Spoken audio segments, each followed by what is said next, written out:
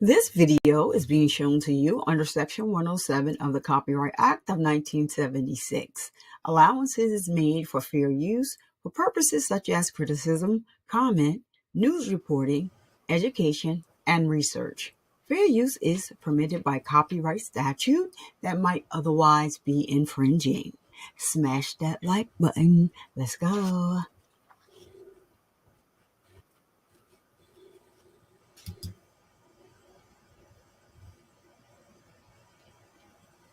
What's up? What's up? What's up?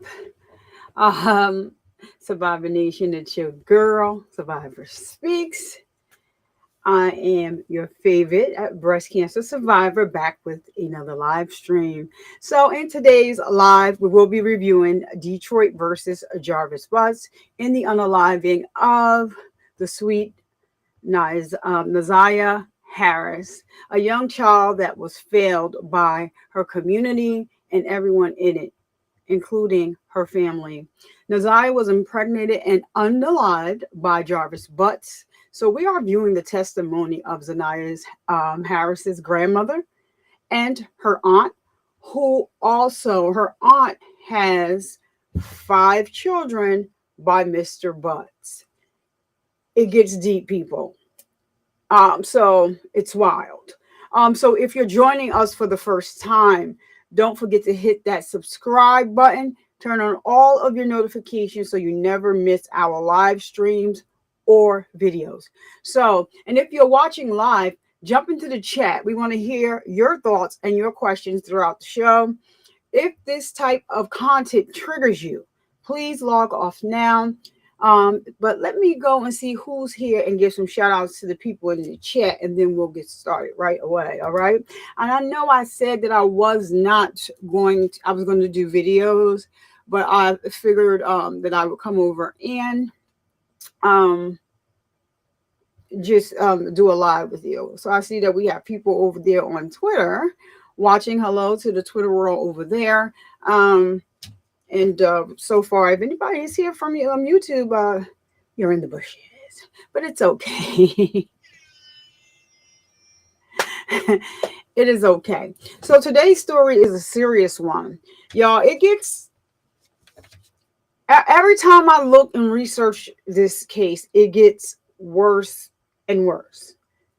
Let me put up my trigger warning. Let me just throw up my trigger warning here. I need a bigger one.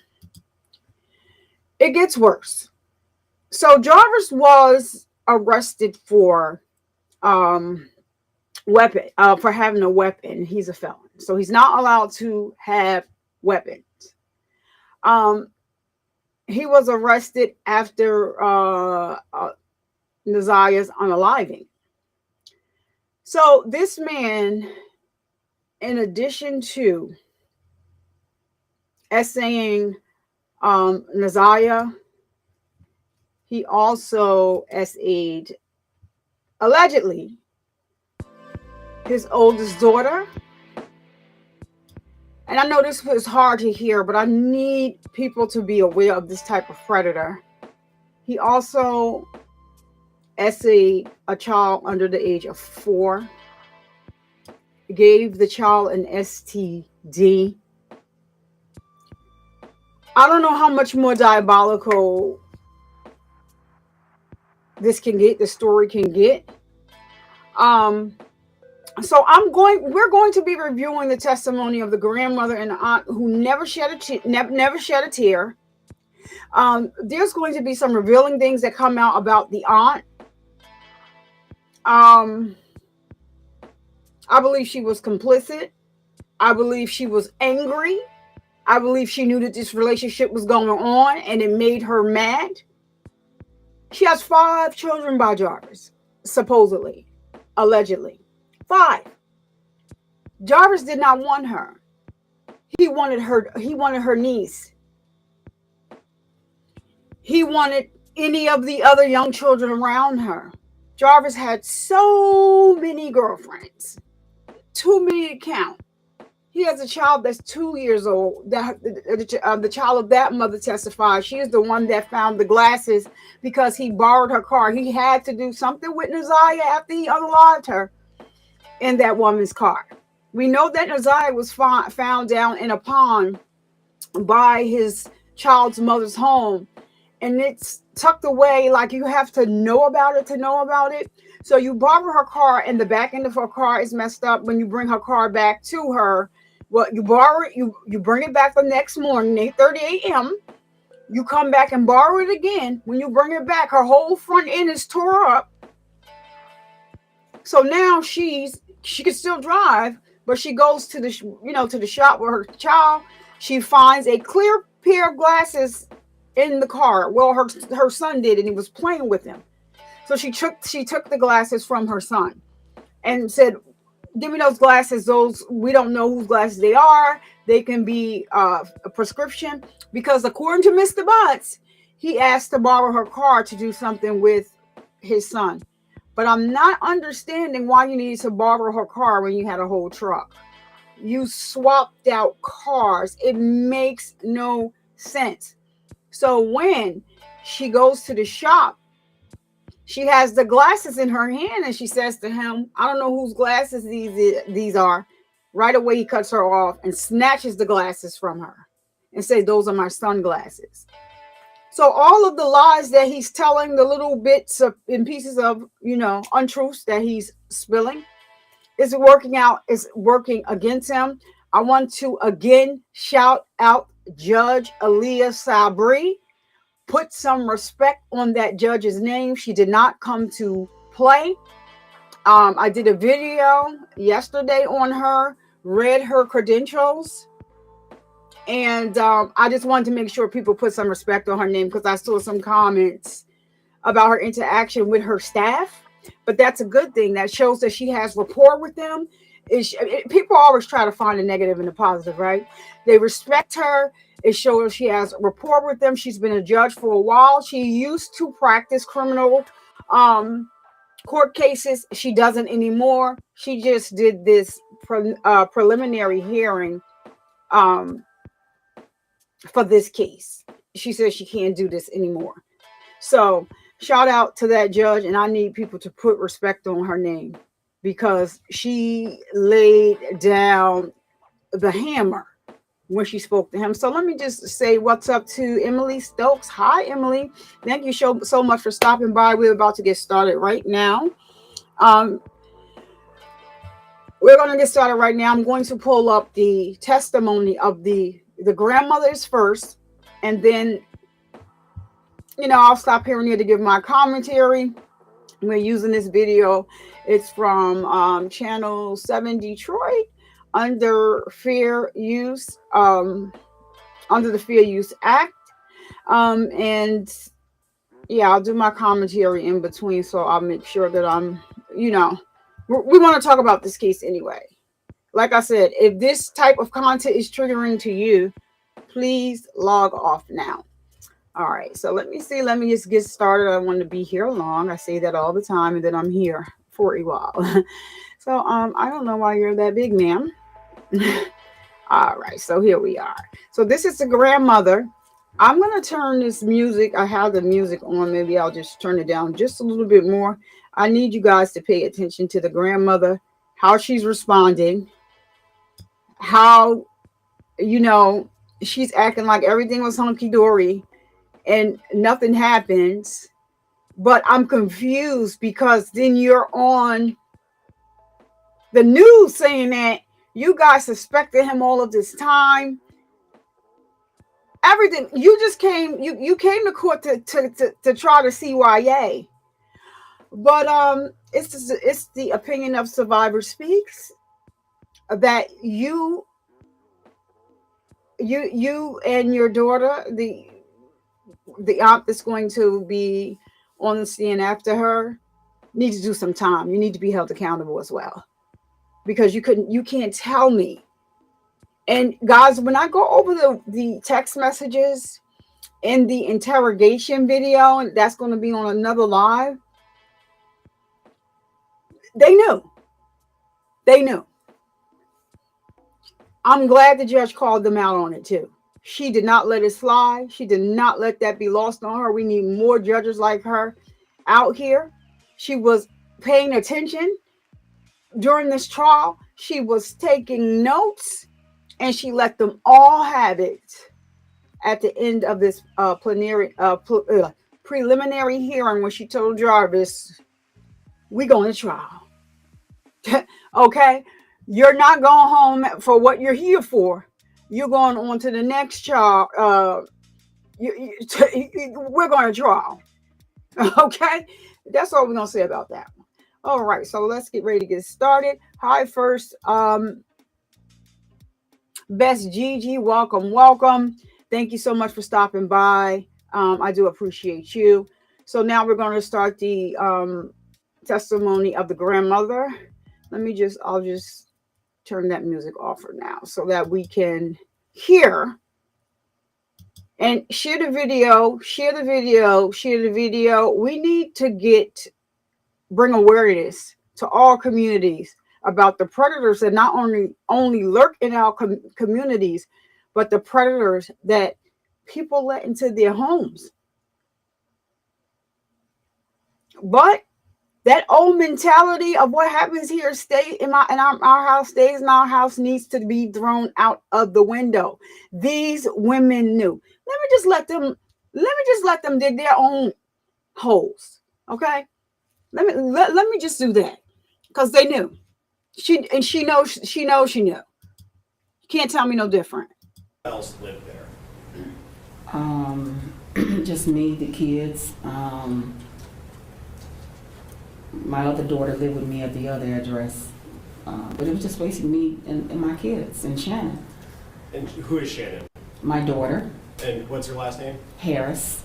And she lived with you and Neziah and the other kids at the Bedford location? At the first Bedford location. Okay. Yes. At that first Bedford location, how many other kids in addition to Neziah lived there?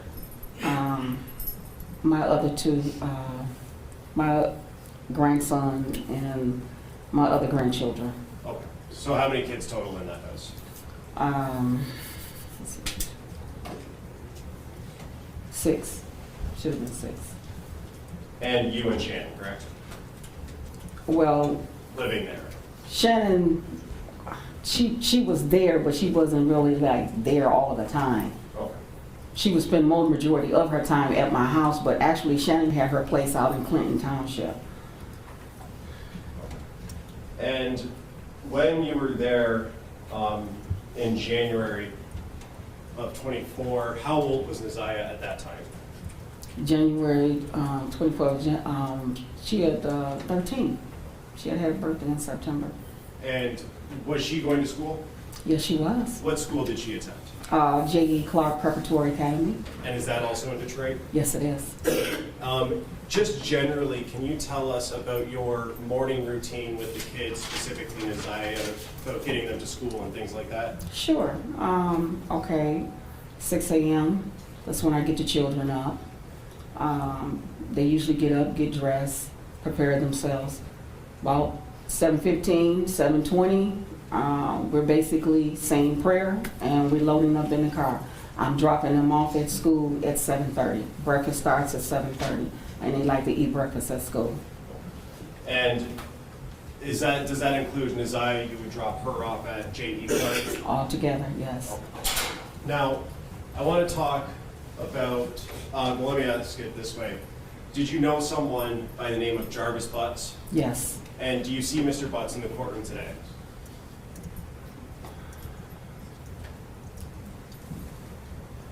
If you need to stand up and look around.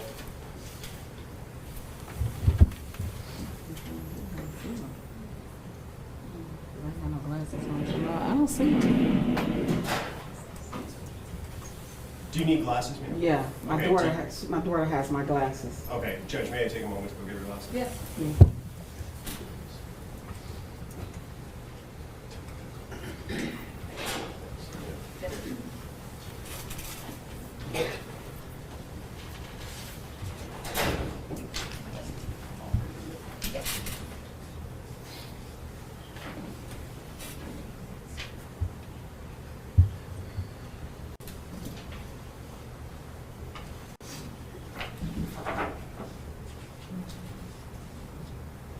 So she couldn't see from there to there, and she could be telling the truth because I only need this for reading and to see the screen, but far away I can see. So it used to be the other way around. Don't ask me how it flipped. Yes. Thank you.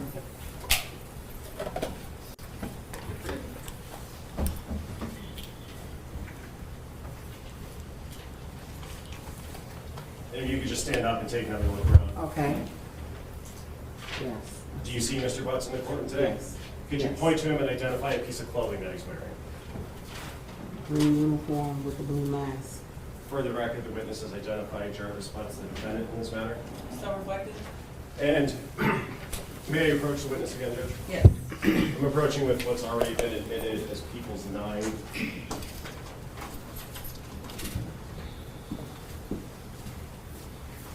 And Ms. Harris, do you recognize the person in that photo? Yes. And who is that person? Jarvis Butts. And is that the same person you've identified in court here today? Yes.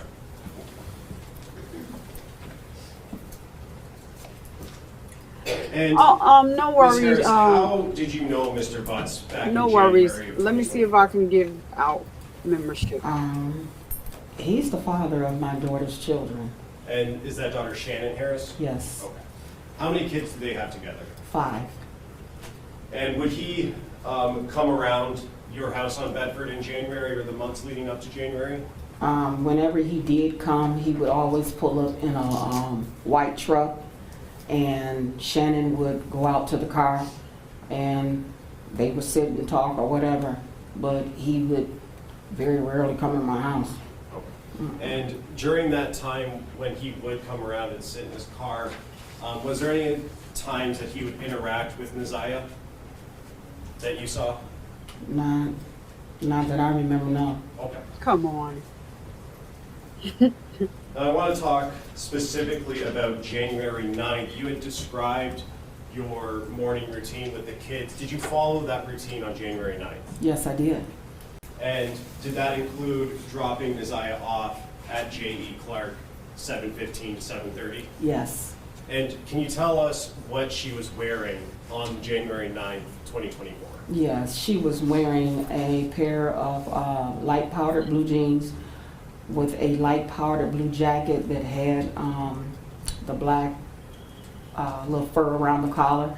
It was like a 2-piece set. And did she have a sweater on or a shirt on or something? She had a shirt. She wore a shirt underneath it. And you remember, did she have any other clothes with her on the 9th when you dropped her off? She had her little blue sweatshirt with the little hoodie. She had that with her. And do you know how or when she got that hoodie? I bought that hoodie for her. I guess it was in the fall sometime when I bought it. When I first, I mean, it wasn't nothing new. It was just one of her old hoodie jackets she used when she go to gym. Okay. And in terms of, if you know, the condition of that hoodie on the 9th, was it torn, ripped, damaged in any way? No, Okay. it was fairly, really, like, kind of like still new, because she took pretty good care of her things. Oh, Mm-hmm. may I approach, Judge? Yes. I'm approaching with People's Proposed Exhibit 12. Ms. Harris, do you recognize what I just handed you? Yes, And is that a picture of Naziah? yes. And do you know when that picture was taken?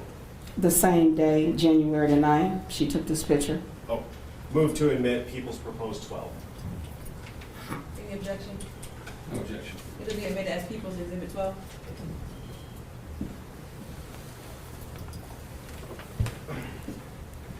And when you dropped Naziah off at J.E. Clark, what was the routine supposed to be after school was over? Okay, well, when school is over, the bell rings at 2:40. Naziah was due to come home. And normally when the bell rings, 2:40, 2:45, she's getting on the bus. And was that's what she normally did on other days? Mm-hmm. Is that a yes? Yes, I'm sorry, And yes. what time would she normally arrive back at home? The Naziah would be walking in through the door maybe 3:05, no later than that. And on January 9th, did she walk in at 3:05? No, she did not. And were you home when she didn't come home? I was there for a little while, but I left out to run some errands. But no, when I got to the house, she was not there. And at that time, did you have a conversation with someone else about her not coming home, Isaiah not coming home?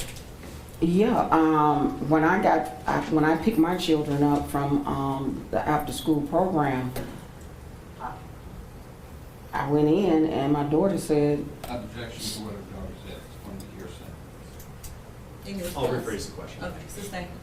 Just talking about what you saw and heard, and not asking for what anybody said, but did you talk to Shannon, your daughter? yes, Shannon said she was not there. Okay. When you got home that day on the 9th, was Isaiah there? No. And did you eventually make a police report about her missing? Yes, I did. Yes, I And did. when did you do that? That morning, when I got to school, I went up and dropped the kids off to school. I talked with the dean and the principal, and I told them that I was on my way to the police station, and they told me that they would call the police, and the police, DPS police came there. And you said DPS, is that Detroit Public Schools? Yeah, And did you talk to an officer at that time at the school? yes, I did. And was that at J.E. Clark physically at that location? Yes, And you said that morning, are you talking about the morning of the 10th? yes, mm-hmm. Was Naziah active on social media, if you know? Well, as far as I know, she was, I mean, there were times that she was sneaking, go on and, but yeah, she was. Okay. And did you keep track of her social media pages like TikTok or Facebook or anything like that? I tried, a lot of times, I would take her phone and stuff from her, so, to keep her from being on there, And after the 9th, did you ever see any posts made by Naziah? I didn't see any posts. Most of the time, if there was a post or something, or she posts, my daughter or someone would call me and tell me. Oh. Have you ever heard, after the 9th, heard any communication or seen Naziah? Mm-mm. When, is that a no? No, And when you dropped her off on the 9th at school at J.E. Clark, was that the last time you saw her? yes. May I have one moment, Trish? Yes.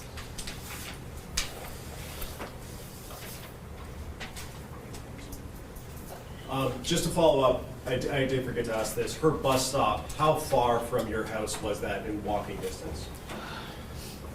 5 minutes. And do you know where the location that she got dropped off at was, the address or the intersection? Right there at 3 Mile Drive in Cornwall. Oh. And that's 5 minutes from your house? Yeah. And did Naziah have any nicknames that people called her? Where her family called her Tuda, but I've always called her Glamorous. I've been calling her that ever since she was born. Is it Glamour? Glamorous. Oh. May I have one more, Trish? Yes. You said Tuda? Tuda. Tuda. Mm-hmm.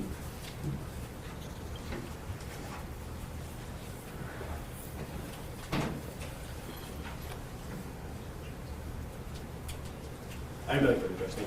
Thank you. Okay, Ross.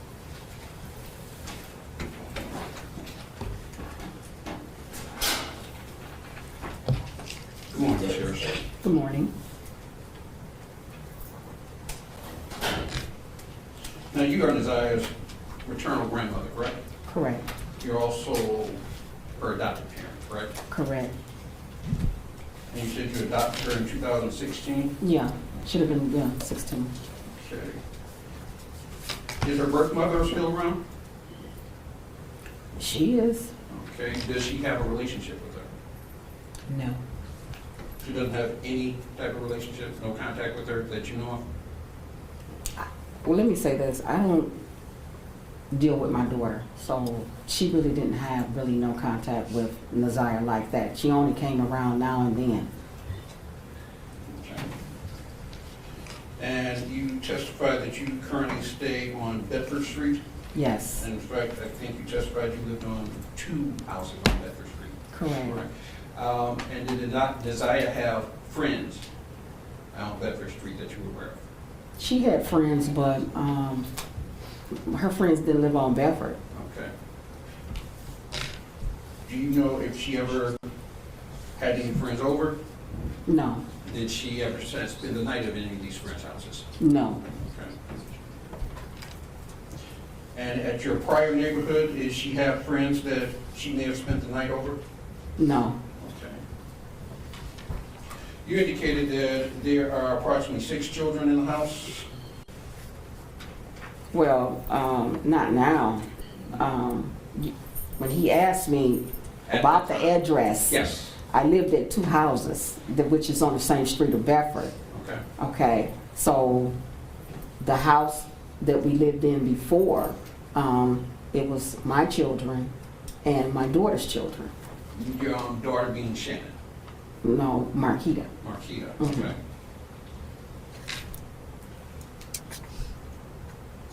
And did Naziah have any close relationship with any of these children particularly? She was close with my granddaughter, one of my granddaughters, yeah. Which granddaughter is that? Naziah. I mean, Janiyah. Okay. All of their names are similar.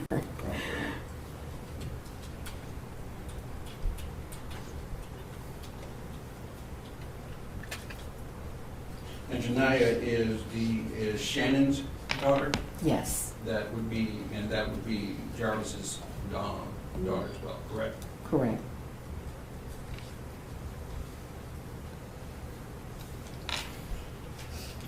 And at your Bedford Street address, how many adults live there? Just me and Shannon. Okay. When did Shannon move in? I'm sorry. When did Shannon move in to Bedford? Oh, I guess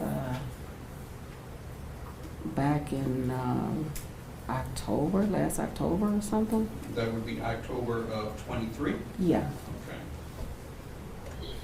So in January of '24, she was there, correct? mm-hmm. Sorry, is that a yes? Yes, Okay. yes.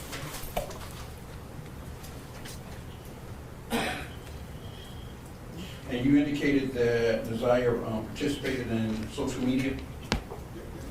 She did participate in social media. She was on social media a lot of times when she wasn't supposed to be. Okay. So, did you see her post, or did you follow her post? I didn't see her really posting anything. I mean, at times when I did check, I didn't find anything. Okay. And most of the time, if she did post something, my daughter's one would, let me know, if she posted something. But So you don't know who her social media friends were? the only person that I know that was one of her classmates that she would post little things with one of her little classmates. Okay. But it's fair to say there are some things you did not know. Yeah, well, something, yeah. Mm-hmm. I'm gonna stop for 2 minutes because I don't know how much more of this lady that I can take right now. I'm gonna just take a pause right there. She's up on this stand, lying her behind off, lying to cover the CYA one, and to make it look like Naziah lived in a loving home. When I do share the testimony about the text messages between Naziah and Jarvis Butts, you're going to see something totally different. And the thing is, why are you on the stand so defensive? Why? This is supposed to be about your missing granddaughter, which we all know she is not here on this earth with us anymore.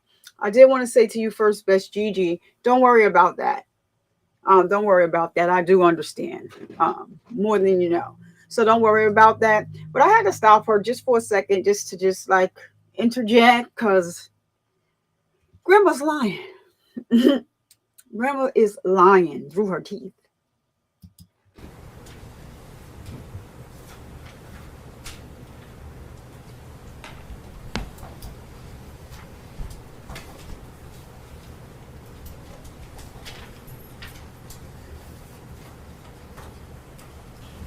Now, you indicated that you drove Nazai to school every day, correct? Correct. Who else went to school in Nazai? My other two children, Shannon's children. Okay. And what type of student was Nazai? Nazar was a very good student, very manable, very outgoing. She got good grades. Her attendance was good. The teachers had no problem with her. They really liked Nazar. Nazar got along with just about anybody. She was very likable. Did she have any disciplinary problems? No, Do you recall her ever getting into a fight? she did. One fight, more than one fight? There was a young lady that she had couple of, consultations with in school. And it was like an ongoing situation. Okay. And when did this first start? I'm not quite sure when it started, but it was like off and on, with this particular schoolmate that she had. And this is for her current school, right? Yes. Okay. Mhm.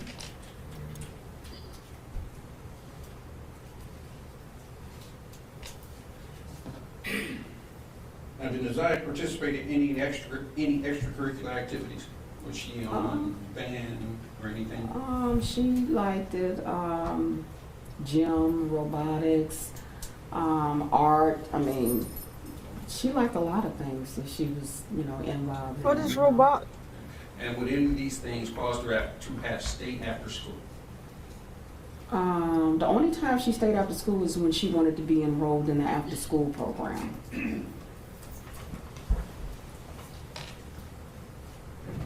Just one.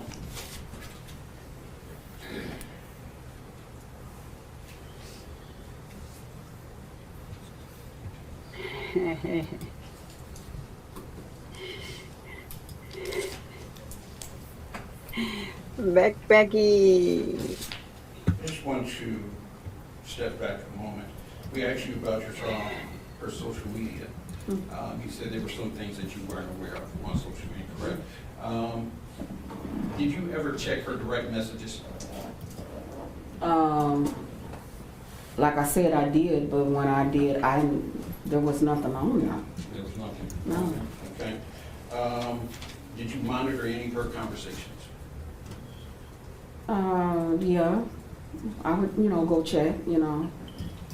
But like I said, a lot of times, I took Nazai's tablet, from her, at one point, so there was really nothing that I knew of that she was on unless she got somebody's cell phone or something. Okay. So you did mention that she had a tablet. How many devices did she have that allowed her to connect to social media? She only had that one tablet that I had bought her. Okay. And like I said, I took that tablet and put that tablet up.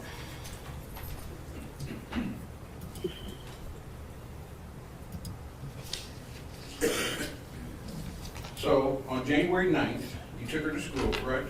Correct. And you said it was her and two of your other children that went to the same My school? two other children and my daughter's children. I dropped them all off. And you said that you noticed that she did not come home at her normal time. Correct. All right. You did not call the police then, correct? No. Driving around looking for her.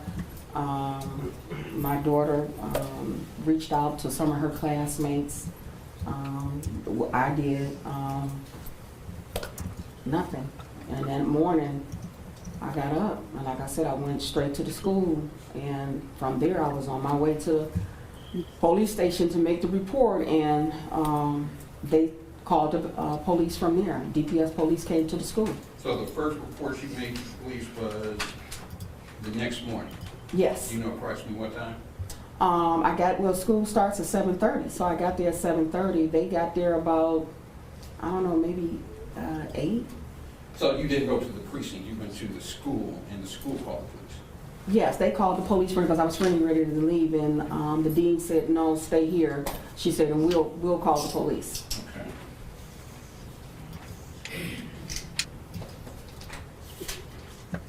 Now, you mentioned that you are familiar with Mr. Butts, correct? I know Mr. Butts. Okay. And he dated your daughter Shannon, correct?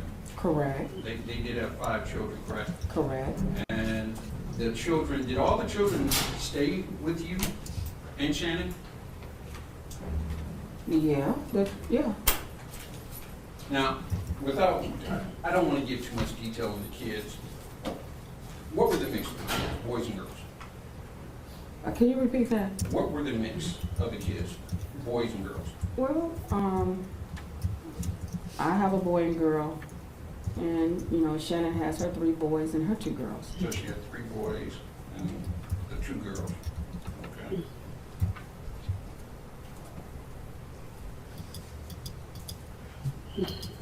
And at any time, now I think you did indicate that Mr. Butts would come over and I think you said he would rarely come in, correct? Mm-hmm.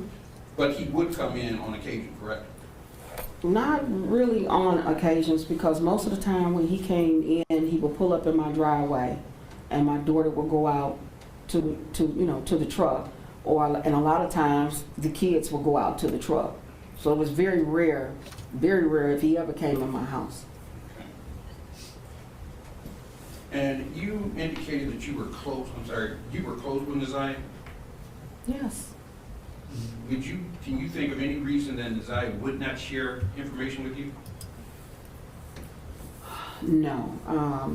Neziah would come to me and talk to me all the time. Okay. If something was bothering her, or if she had a bad day in school, she'll come to me and we'll sit and talk about it. I always kept the door open for communication with Neziah and with really all of my children. So she always felt free, to come to me and sit down and talk to me about whatever. So if something was frustrating Neziah, she would come with you? She would, that I know of, yes. All right, if something was scaring Neziah, she would come to you? If something was bothering her or she was frustrated about something, she'll come to me and say, "Hey, Nana, can I talk to you?" If there was any medical condition, she would come to you regarding that? I believe she would, yes. And you take her to the hospital, take her to the doctor? Yes. Okay. Just a moment. Mm-hmm.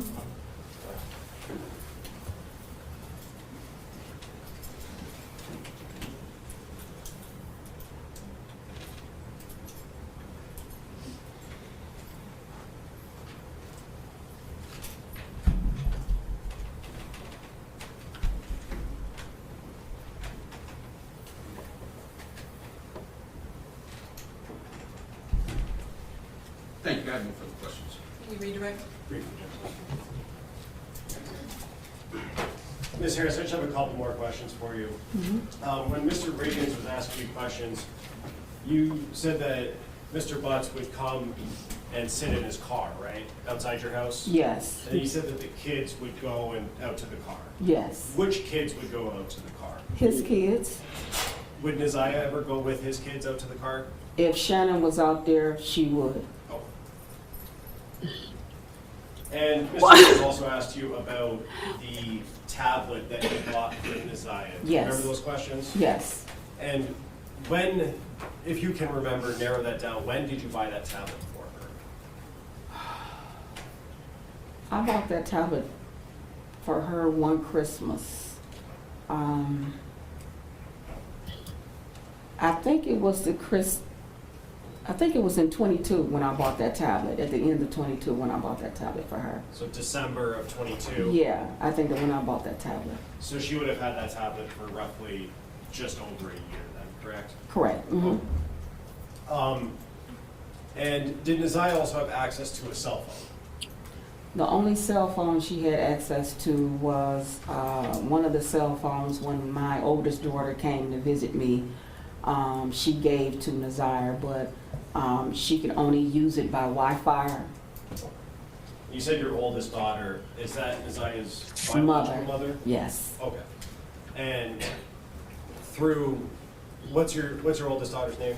Kenyatta Harris. Through Kenyatta Harris, Naziah got access to a phone? Mm-hmm. Is that a yes? Yes.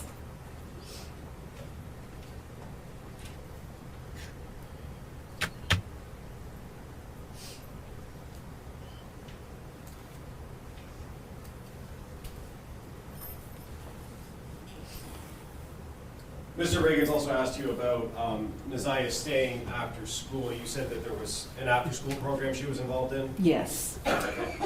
On January 9th and in January of 24, was she still involved in that program? No, I took her out of it because she was having problems with one of her schoolmates at that time. The same person that he asked me about before that she didn't get along with. The same person Mr. Reagan's asked you about? Absolutely. And so on the 9th, she was not supposed to stay after school, correct? No, she was supposed to come straight home. Yeah, that's her name.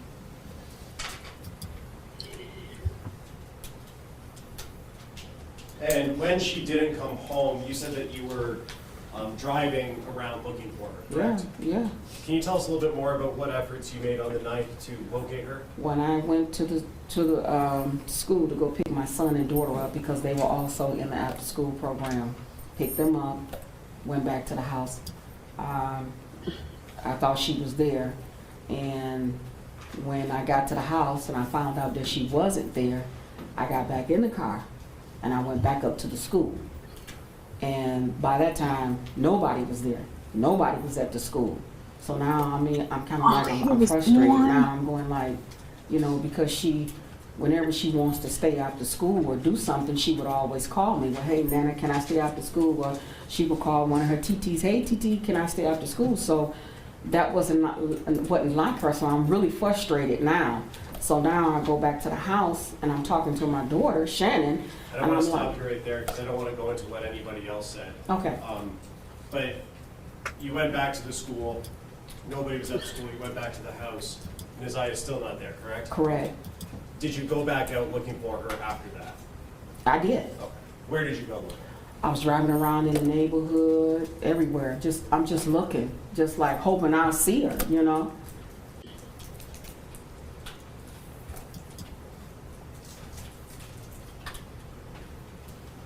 You have one more, Joe?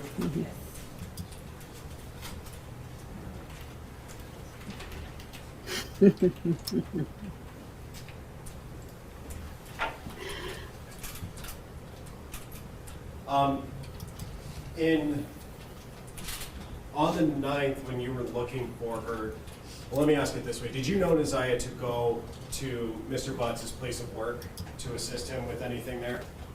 Yes, there was a couple of times that she went with his daughter and they went up there to go clean up at his shop. And how would they get there, if you remember? He would come and pick them up.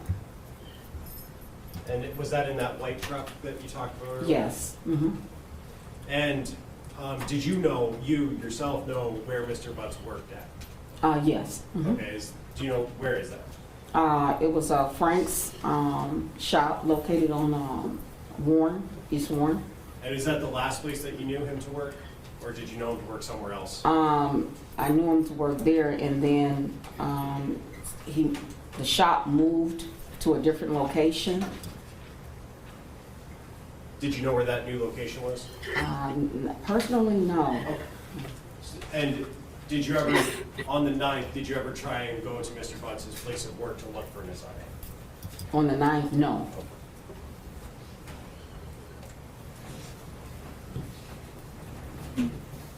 Nothing further, Judge. Thank you. Okay, Ms. Harris, we're done testifying. Watch your step when you exit the box. Okay, fine. Now y'all know I could not wait. Now what? Please tell me what are we rating her testimony? Um, we are going to give it a thumbs down. So yes, first best Gigi. Yeah, first she said she didn't go out to the car, but then she said she went to the car only if Shannon was at the car. Ma'am, all of your responses are tailored to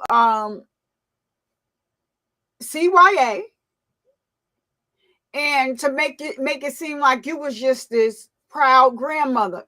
How convenient is it to blame the mother of Kenyatta Harris for giving her a phone? Because you kept everything under surveillance for Naziah, and we all know that that's a lie. Another thing I wanted to say. So this is what happens when you're not paying attention in school. What is Wi-Fi? She can only use the tablet on the Wi-Fi. That's what is. So she never had any fights at school. No, but didn't she have like an issue at school? Oh yeah, she got into a consultation at school. It's confrontation, ma'am. It's confrontation. Now I know sometimes I'll be tripping and dipping and slipping over words. Blame that on the chemotherapy. This is just not going anywhere. Sometimes I may be saying something, I have a thought on my mind, and it will be lost on me if I don't say it right then and there. Sometimes it just kicks in when it wants to. But I like to put that disclaimer out there. But this grandmother got me heated and hot and bothered underneath the collar, honey, because everything you sat up here on this stand for the majority of what you, so you was trying to say you didn't allow her out your eyesight, you didn't allow her this, you didn't allow her that, oh, but you allow her to go to the shop to clean up for them. Stop. You failed this little girl. And so now I have clarity. And I'm going to just give y'all this, and then we're going to just get right on to the next one. The aunt is getting on the stand. This is going to be the mother of the 5 children. Allegedly or supposedly, they are all by Jarvis Butts. Before I get into that, I want to make sure I don't forget to say what's up to Becky Einhorn. Thank you for all your support and showing up here. And also Mookie. I went to bed, so I didn't. So you got your live all set up. I'll be going right on over there once we're done here. I'll go over there and I will definitely check that out. I missed that. Yes, Mookie. She said the Wi-Fi.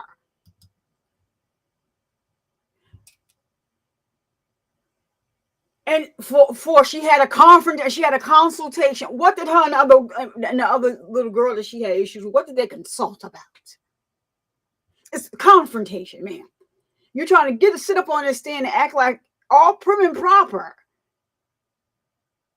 And that's just not the way it is. You failed your granddaughter. And then I want to make this point also, like I said, and get before it just goes away. So now we know that, well, I know, because this is something I hadn't watched this. I hadn't watched this. This is the first time I'm watching this with you. So her testimony, I didn't see any of it. So she has the 3 children. The daughter that's getting ready to get on the stand and Kenyatta are twins. Marquita is the oldest. Wait a minute, Marquita is Kenyatta and what is the lady's name? Shannon are twins, and Marquita is the oldest. So Marquita is, I think Kenyatta. We get ready to figure it out because right now I'm just all twisted. But it's so convenient to blame it on the if you decide to take care of this child, Exactly. If you had decided to take care of this child and you took it away, you didn't get on the stand and condemn him, but you're gonna get on the stand and condemn her mother. But if her mother left her in your care, then that was done for a reason. So now I'm saying this to go back to Nazaya's biological father. By watching his grandmother's testimony, I am inclined to believe that you held this child from her father. And he did not know where the child was, according to him, until she went missing. And the cops came looking for him to tell him, ask him, did you see your daughter? When was the last time you was up to her school? He said, what school does she go to? I don't know. I have been looking for my daughter. I haven't been able to find her. And so he was in the hospital when he did this interview. He was discharged. He was in hospital with congenital heart failure. He was released. He got a little better, was released, looked for his daughter every day with everyone else that was looking for her. And the man passed away. He passed away, and they believe it was from a broken heart. So I don't know if they explained or if the judge believes that. I don't even know if it was told to her. But I want y'all to look at the judge's face also when these witnesses are on the stand, because she's sitting there like, oh hell no, oh you ain't dropped a tear yet, oh the wildfire, the consultation, oh she didn't go out to the car when Jarvis would pull up, but she would go out there if Shannon was out there. Y'all listening to it with me. Y'all failed this little girl. And to the counselor at the school,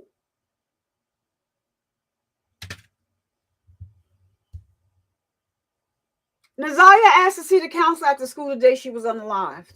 They said she was lying on the floor, begging to see a counselor. They didn't. Maybe she was going to, say, hey, listen. Because I believe Mr. Jarvis, he was looking, I believe he gave her something. And then, to start the process of self-termination, and then he was going to finish it off. Like what got me, Mookie, and you wasn't here, and Becky, I don't think you was here. This case is worse than we think. She sure don't. This case is worse than we think, right? He not only was messing with Nazaya, he was also messing with, as far as they know, one of his daughters. There was this lady that has been advocating to getting him taken off the streets since 2022. And they let this animal roam free. He gave a child under 4 years old, allegedly, an STD. He is being charged with that. So I'm gonna have to just keep streaming this to see if it comes out. But I did see a news clip. They were there in the courtroom when they brought him there, and that was one of the charges. A child less than 4 years old, you gave an STD.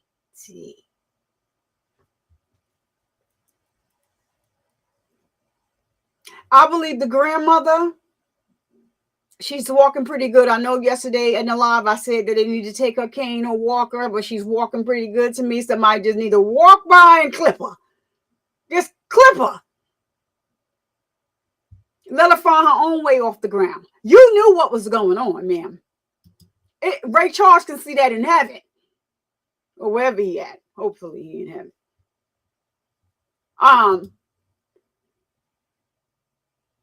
And then we're getting ready to see her daughter's going to get on the stand. The apple don't fall far from the tree.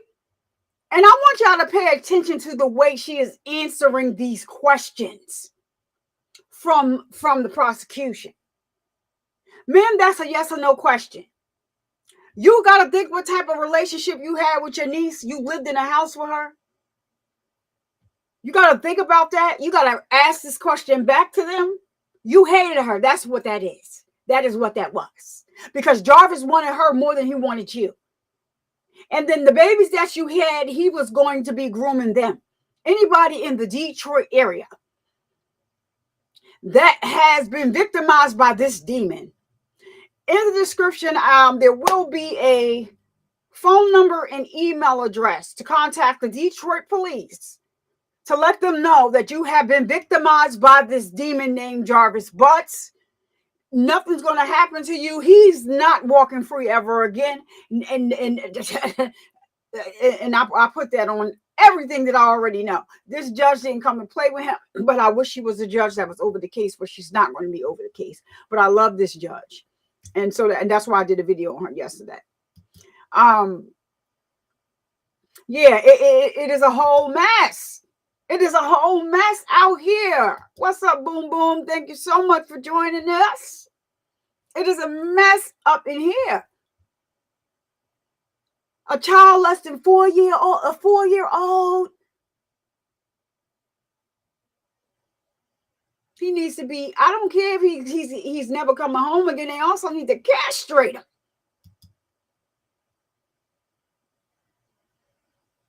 It is. Wait till you hear what her aunt, wait till you hear how they busted her aunt out on the stand. Let me bring her on. Just give me one moment. Because we ain't gonna be alone, but wait till you see how they busted the aunt out on the stand, honey.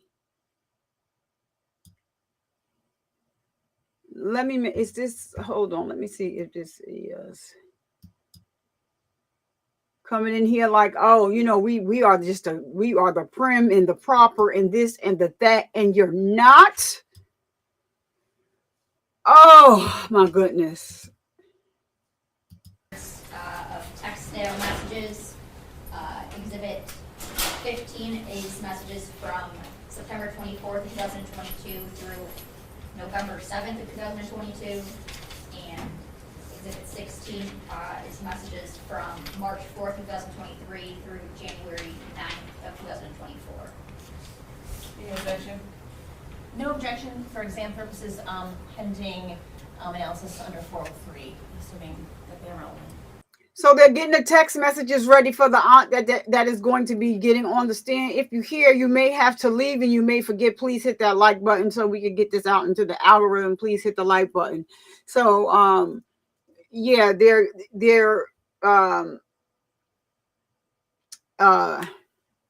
entering as exhibits these text messages because she's going to be asking her questions about them. Tech Clouds in the building. I was about to hit the play button. Hey, Tech Clouds, what's going on? Thank you so much for always showing your support. And I did shout you out last night, but you know, I know you be over the place. You supporting 4, 5, 6 different channels. And she says, what up? Survivor. So Tech, I already told you yesterday, if you are a member, please take advantage of the channel member emojis. And there is an Isaiah Harris emoji in the chat. So show Naziah some love and drop her emoji in the chat. So y'all family in the chat, y'all do what y'all do. Okay, let me get this on. Bring her on. Okay. Bring her in. That's people exhibit 15 and 16. Yeah. Yes, that's Bring her on because the grandmother still remains. For the grandmother, you get a. And at this time, people would call Shannon Harris. That's what she did.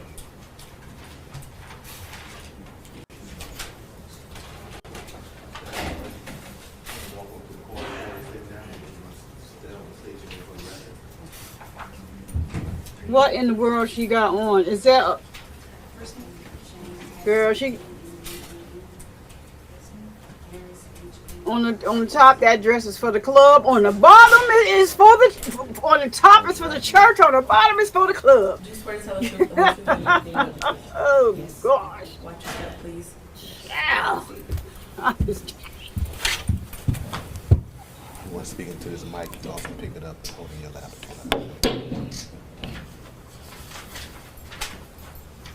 Whenever you're ready, Mrs. Ripley. Thank you, Judge. Good morning. Could you please state your name for the record? Shannon Harris, And Ms. Harris, how old are you? 31. And back on January, or in January 2024, where did you live? With my mom. Resides with my mother, With your mother? Okay, who's your mom? Annette Harris, And without telling me the exact address, what street do you live on? Bedford. And do you have any children? Yes, How many kids do you have? 5. And do all your kids have the same dad? Yes, Who's their dad? Jarvis Butts. And do you see Jarvis Butts in the courtroom today? Yes, And can you point to him and tell me the color of the clothing that he's wearing? green, blue, whatever. Green. Green. Your Honor, would the record reflect the witnesses identified the defendant in this case? So reflected. Thank you, Judge. And you said your mom's name is Annette. Do you have any sisters? Yes, 2. Don't start What are your their names? Kenyatta Harris and Marquita Harris. Yeah, this is where we're going because I got it written.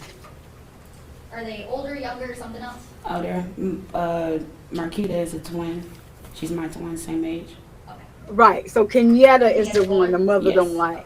Do you have any Mhm. nieces or nephews? Yes, Do you know someone named Neziah Harris? yes. What's your relationship to her? My relationship to her, she is my niece. I'm her aunt. Okay. And whose daughter is she? My older sister is Kenyatta Harris. And did you have any nicknames for Neziah? Yes, we all called her Tudda. And is that Tudda? Yes, And did Neziah ever know Jarvis through you? yes. Okay. And when did Neziah and Jarvis first meet? When she was little, like age 2. And can you kind of describe the relationship between Neziah and Jarvis? Should be just the only. Hold on. That's something else that I wanted to tell y'all because they're claiming that Neziah they realized that Neziah started having because Neziah cannot consent. Excuse me, I stand corrected. He started having relations with Neziah when she was 12.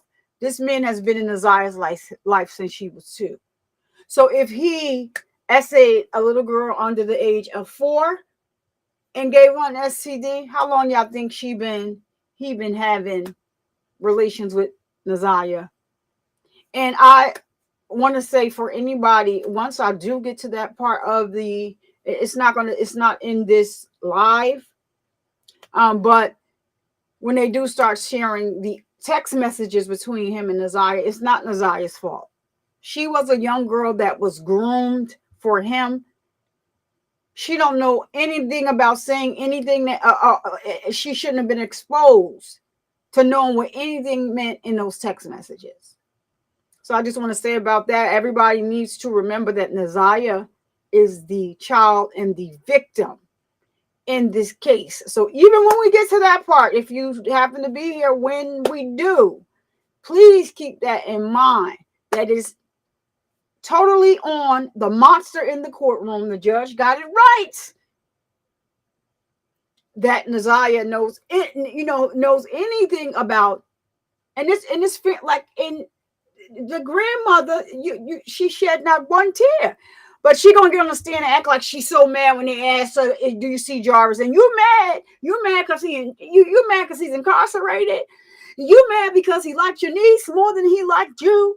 You're mad about a whole lot of other different things because this lady went on. She was missing January 9th of 2023.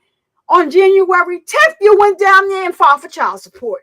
I'm not playing no more. Let's go. Let's go. Relationship, no more than that.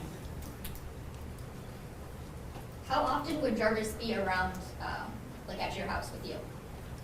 He will call or say, "Can he come see the kids?" Or the kids will ask, "Can he see their dad?" And he will come, pull up either to my house where I used to live or at my mother's house. Would Neziah ever be around? All the kids will be around.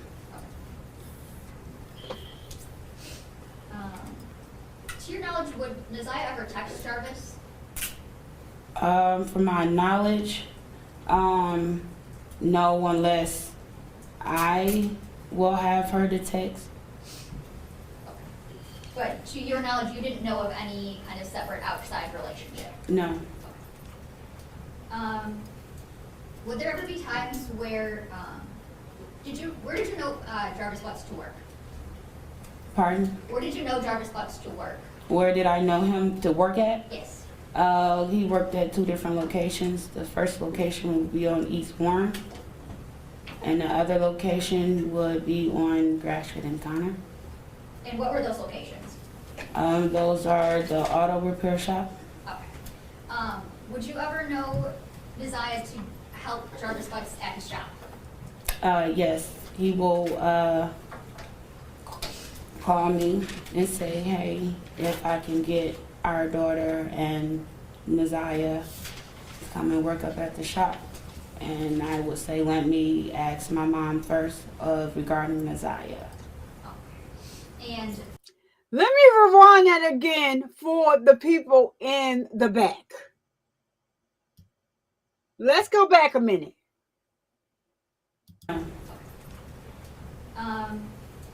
would there ever be times where, where did you know Jarvis Butts to work? Pardon? Where did you know Jarvis Butts to work? Where did I know him to work at? Yes. He worked at 2 different locations. The first location would be on East Warren, and the other location would be on Grashford and Connor. And what were those locations? Those are the auto repair shop. Okay. Would you ever know Nazaya to help Jarvis Butts at his shop? Yes, he will call me and say, hey, if I can get our daughter and Nazaya to come and work up at the shop.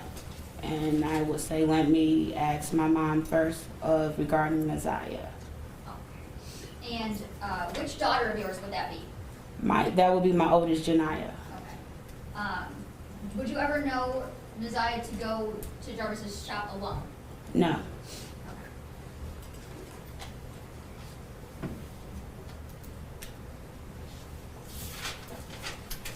Whose birthday is on or around September 26th? That's my my 4th oldest birthday.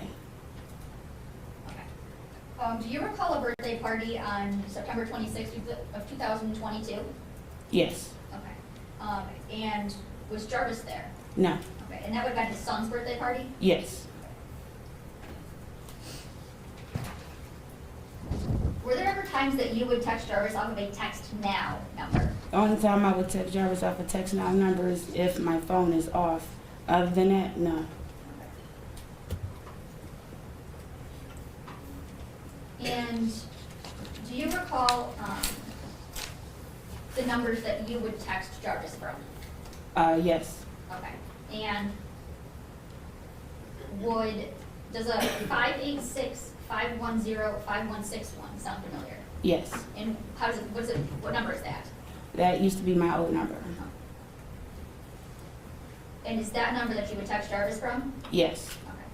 And what about a 586-842-4504? That was the number before this number.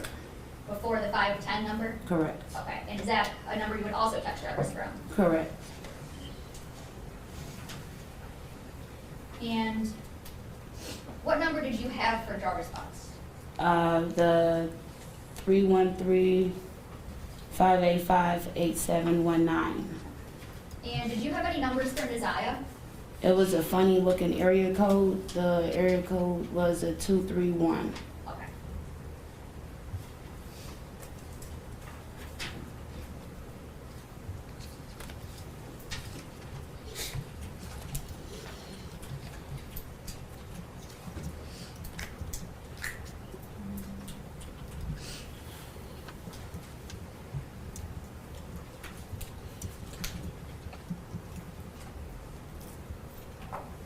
I want to show you some messages from People's Exhibit 16 and ask you some questions about them, okay? Okay. Miranda, may I approach? Yes.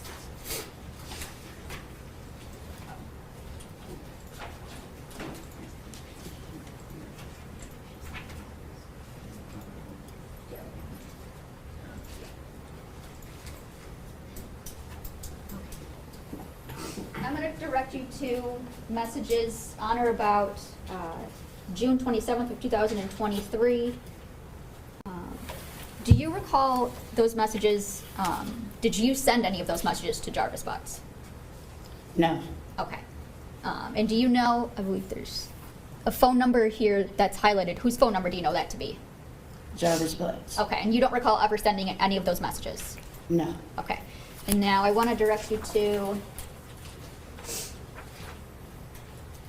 messages from June 28th of 2023. How about any of these? Did you send any of these to Jarvis Butts? No.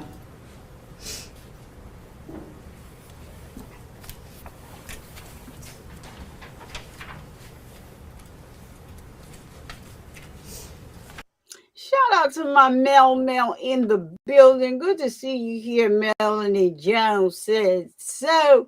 Thank you so much for coming, Melanie Jones said so. Is my day one mod, but she is busy on the YouTube street. So it's always an honor when you grace us with your presence, Miss Melanie Jones. Thank you, thank you, thank you. And let me go back up here to what Becky Ahorn, the team. I'm just so sorry. We need this light in this dark case. The Timu Versace took me out. Wait. And yes, Mookie, on January 10th. Now, remind you, January 9th, Nazaria was missing.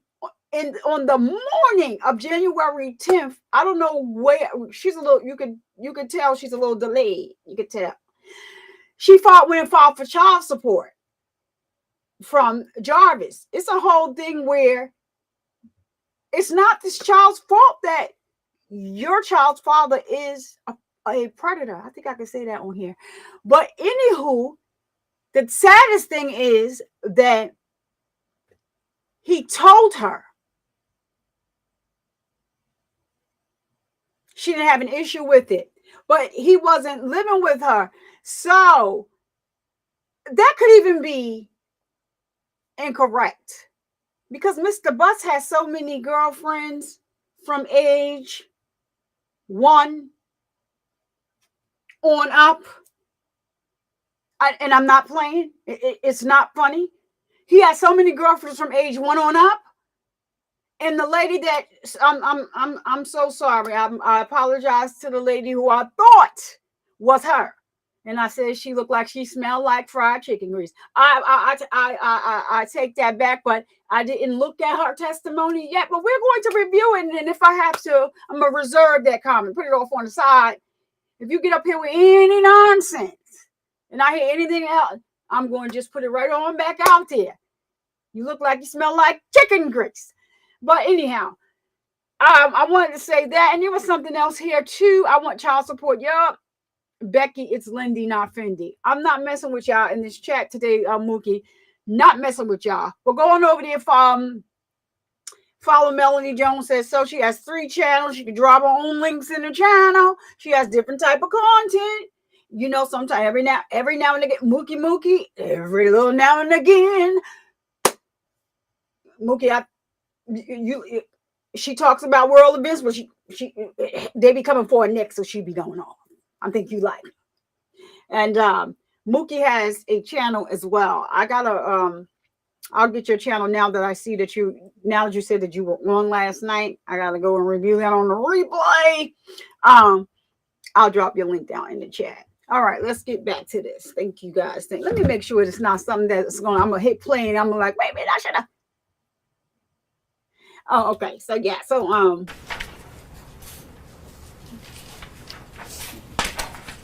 it's about to get interesting.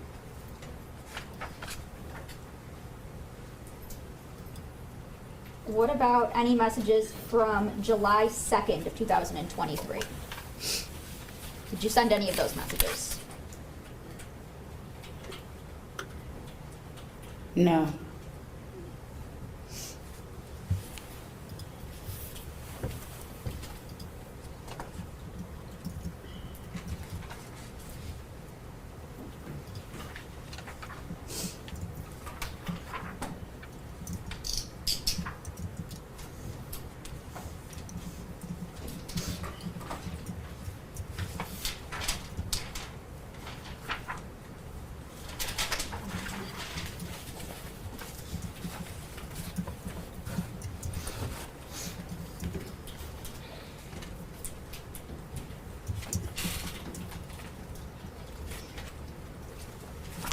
What about messages from August 26th, 2023? Did you send any of those to Jarvis Butts?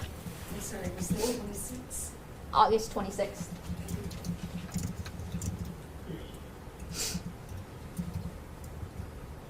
No, these aren't my messages.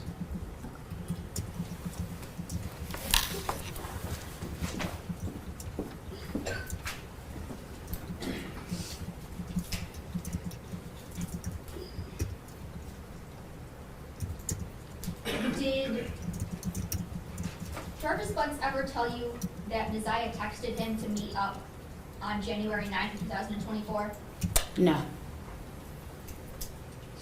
Did you tell Jarvis Butts about not being able to locate Messiah on January 9th, 2024? yes. And tell me, how did you tell him that? I called him, he didn't answer. I sent him a message asking him, have he seen Tuda, any whereabouts? And I said no Tuda, and he responded back, oh wow. I didn't hear what you said, the last part.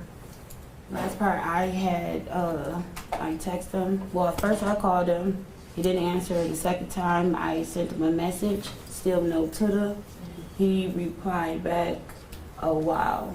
Okay, thank you. Okay. And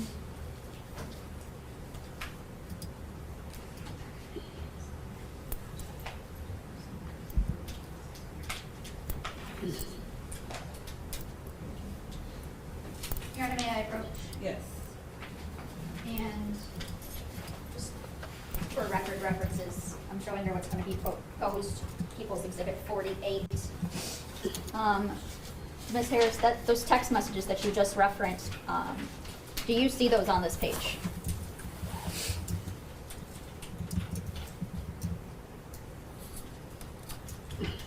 Yes. Okay. And so it's fair to say you stated to Mr. Butts, well, first of all, whose phone number is this at the top? The phone number is my old telephone number. Okay, and who is the phone number below that? Jarvis Butts. Okay.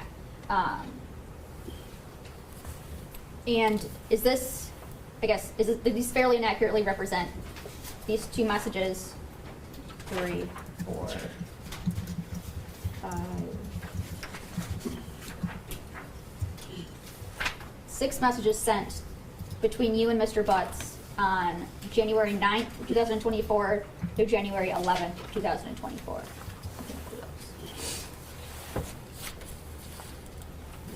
The first page is, yes, it's correct. Oh, Second page is correct.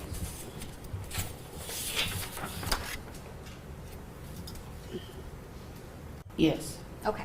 And so on January 9th, like you had indicated before, you had stated that you told him that there was still no Tutta. Correct. Okay. And you said he responded, oh, wow. Correct. Okay. And on January 11th, was Messiah still missing? Yes. Okay. And did you ask Mr. Butts to do something? Your Honor, at this point, I just asked that if she's going to read from the text message, just omit the exhibit. didn't she do that already? Okay. An issue with moving to admit? No, Judge. Okay. Do these fairly and accurately represent text messages between you and your phone to Jarvis and his phone between, well, they start back earlier.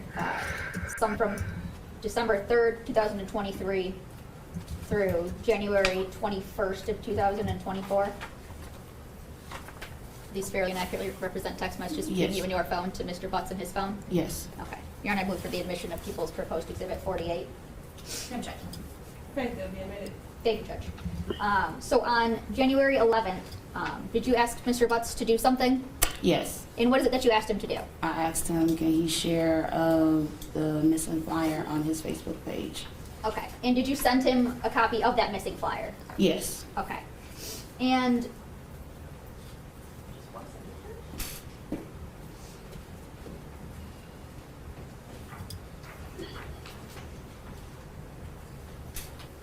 to backtrack just just a little bit. On December 3rd, 2023, do you recall sending messages asking Mr. Butts if he needed Neziah for anything? Yes, I do remember. Okay. So do you remember this text on the first page of People's Exhibit 48? Yes, I do remember this message. Okay. And did you send that message? Yes. Okay. And what did the message say? Tilla said, do you still need her to? Okay. And do you know what is that referring to? It was, Tilla had asked me to contact Jarvis and see if he still needed them to clean up. Okay. And that would be to clean up his shop? Yes. Okay. And to fast forward, on January 21st, 2024, you sent some messages to Mr. Butts. Is that fair to say? Yes. Okay. And can you read these last 3 messages? Oh, wait a These minute. last Does 3 that, messages is, I didn't do that. to be honest, these messages I seen into the inbox to you, I really don't know what to believe anymore. Stay away, Ramon, I mean it. The next message is, I don't know what to say, or Tilla is on. Since this shit doesn't sit right with me, call it what you want, I'm good, period. It says, this for life. Nigga, I thought about it, and you can pass it.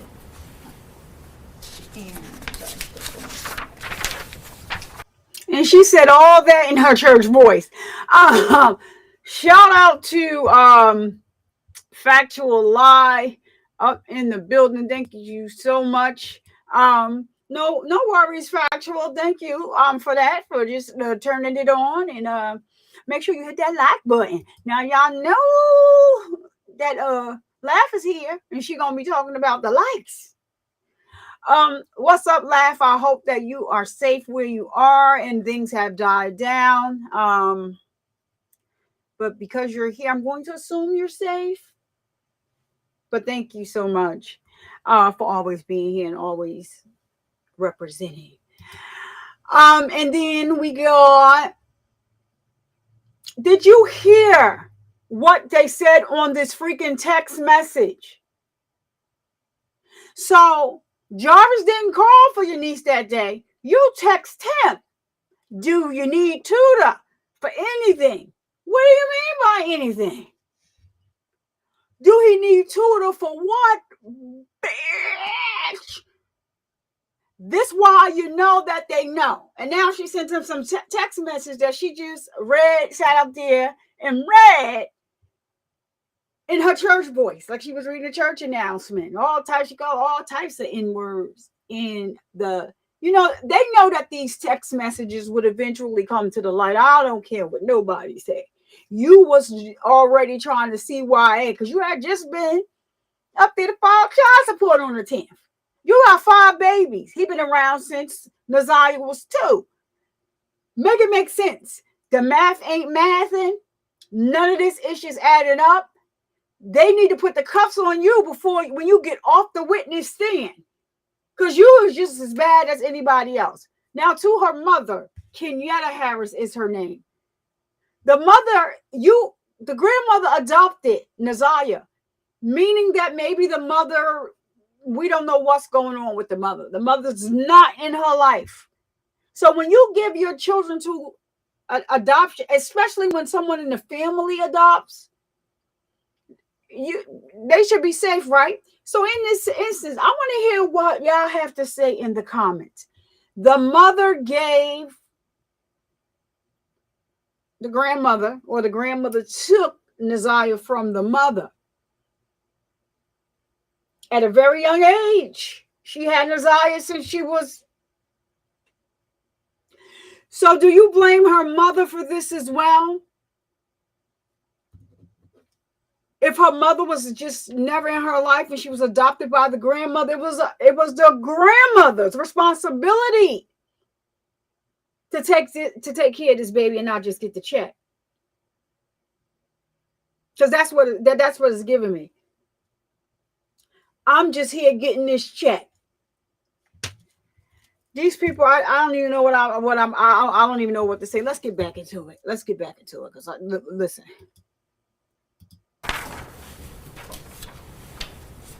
And don't call me, no need to explain shit. I already see it. Okay. So you were referencing some messages that you saw in Tada's inbox. Correct.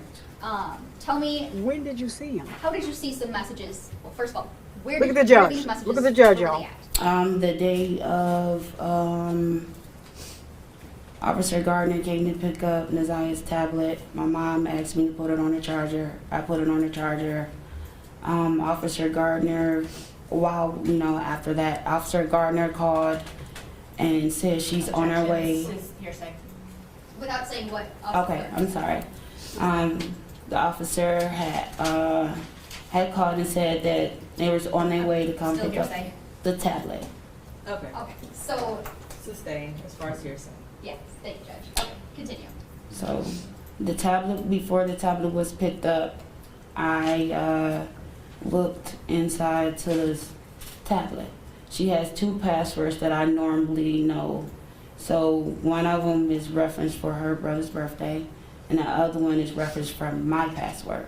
So I put the first password in, it didn't work. So I put the second password in. So the first thing I went to was Instagram, which I was scrolling.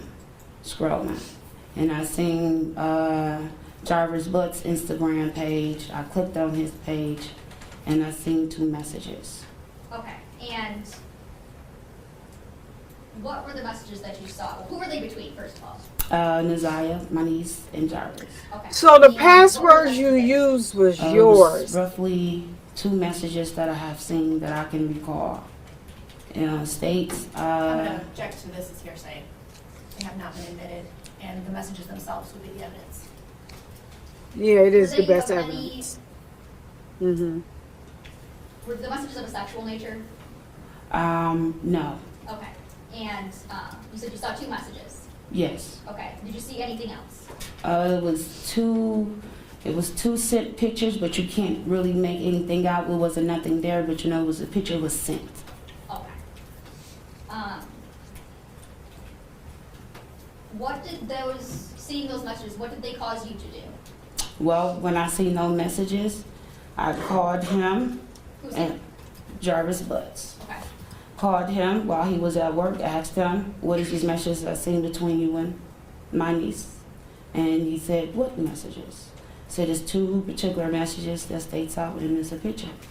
And he stated that, I don't know, these messages, I told him what the messages were, and he said it was probably They come and our leave. children was messaging him. And I stated no, because I know how our children will text. Okay. And reading those messages, is that what caused you to text Mr. Butts, yes. Mr. Butts, in that you see the messages in the inbox and you don't really know what to believe anymore? Correct. Okay.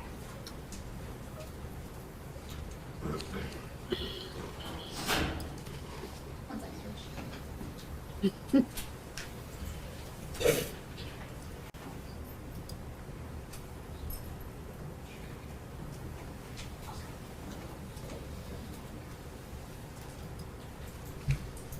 So, Sharon, I want to take you back to January 9th.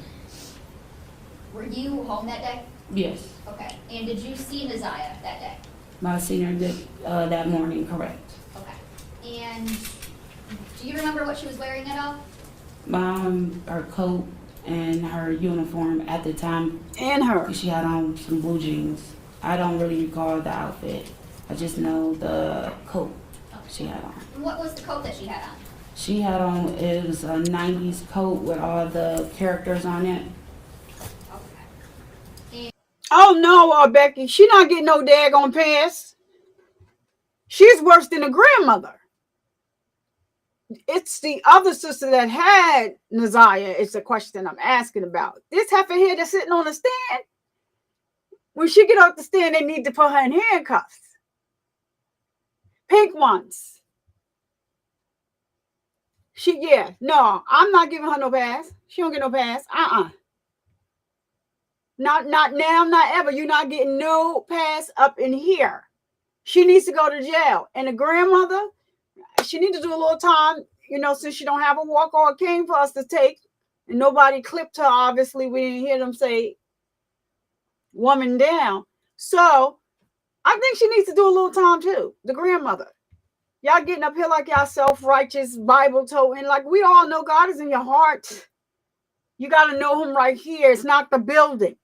This is what a lot of people get misconstrued and messed up. It's not the building. God is in here. So, I don't know if she didn't know if she wanted to go to church up top, the club on the bottom. Like Mookie said, she needed to bonnet on for the hair. And then she didn't know whether she wanted to get on a horse and ride off to the sunset by the boots. But let's go. No, I'm talking about Nazia's mother. Kenyatta Harris is her mother. And so the grandmother had the baby since she was little. The grandmother said she don't mess with Nazia's mother at all. So I'm saying, are we giving Nazia's mother a pass because she wasn't in the picture at all? I just want to see what people think about that. That's it. But and also, according to the biological father, his daughter was kept from him. I could see her grandmother doing that. And then the next thing he did hear is from a police officer. But I think they could have went to and petition the court. A lot of men say they don't want to deal with it, but real men that want to be in their children's lives, they do, go in petition the courts to see their child because it is their right. So yeah. So that was the question. No, we're not giving her a pass, Becky. Not at all. She needs to go. And did you hear her say she had 2 passwords? One was associated with her brother's birthday, and the other one was the one that was hers, that she put on there. You couldn't get in there through the other one. It was missing, but the one that you put on there worked. I'm a little confused, Shannon. I'm a little confused. They knew what was going on. So you're right. She knew what was going on. Was they looking the other way and getting that payout? And you recall seeing her wearing that the morning of January 9th? Correct. And Your Honor, may I approach people's already admitted exhibit 2? Yes.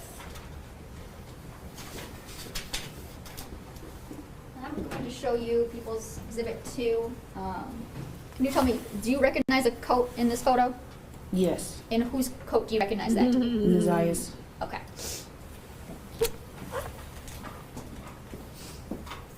No tears, just a little runny nose. That's it.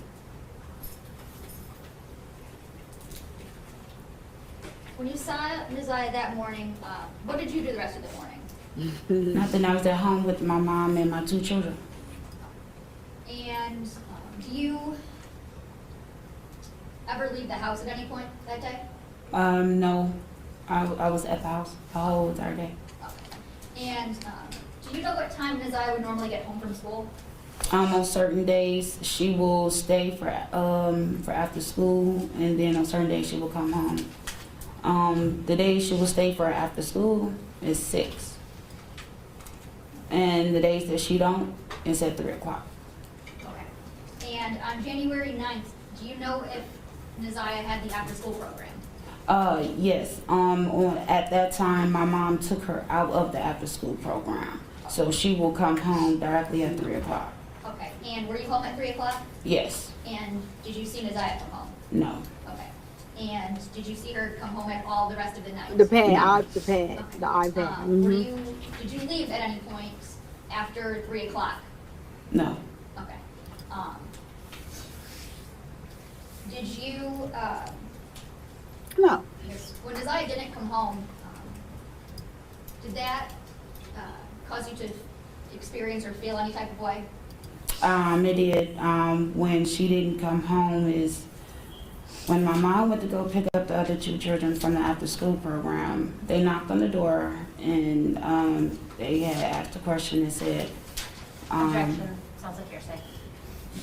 What's that? You have a response or? A question is a hearsay technically. I think she said she said. It's just a question. I'm Yes. just getting ready to say a question.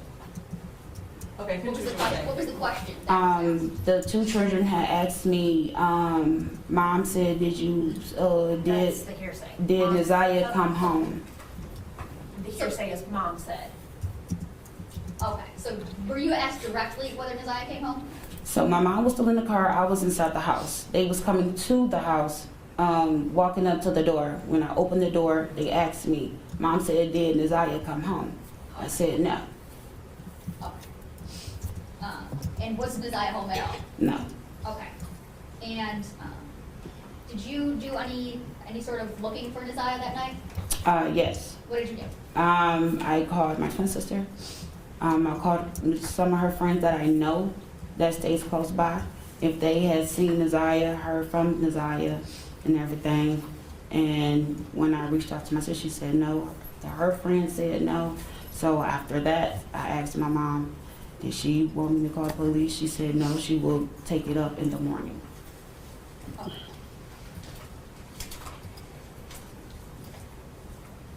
Just one second.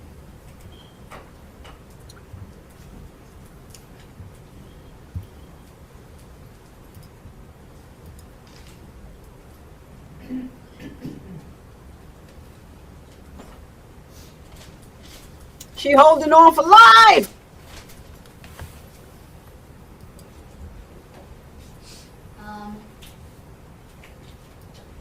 Shannon, did you know Nasiah to have a pair of red and black Nike shoes? Yes. Okay. And if I showed you a picture of them, would you be able to identify them? Yes. Okay. I love this judge.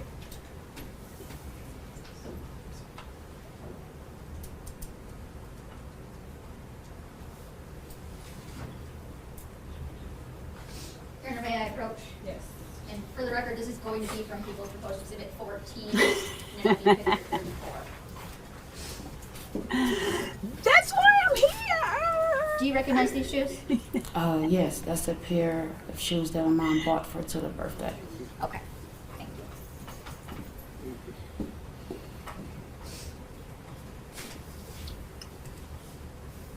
Now, back on the 9th, you said your mom was going to file a police report in the morning. Correct. Okay, did you go with her to file a police report in the morning? No, it was my older sister. Okay. Did you do anything on the 10th as it relates to trying to find Nasiah? Yes, we went out, I and some others went out to go get some pictures, made copies. We went to other stores, passed out flyers, and everything that we need to do. Now, what was asked of us to do. Okay. And since January 9th, 2024, have you seen Nasiah? No, Have you, since January 9th, 2024, have you heard from Nasiah? no.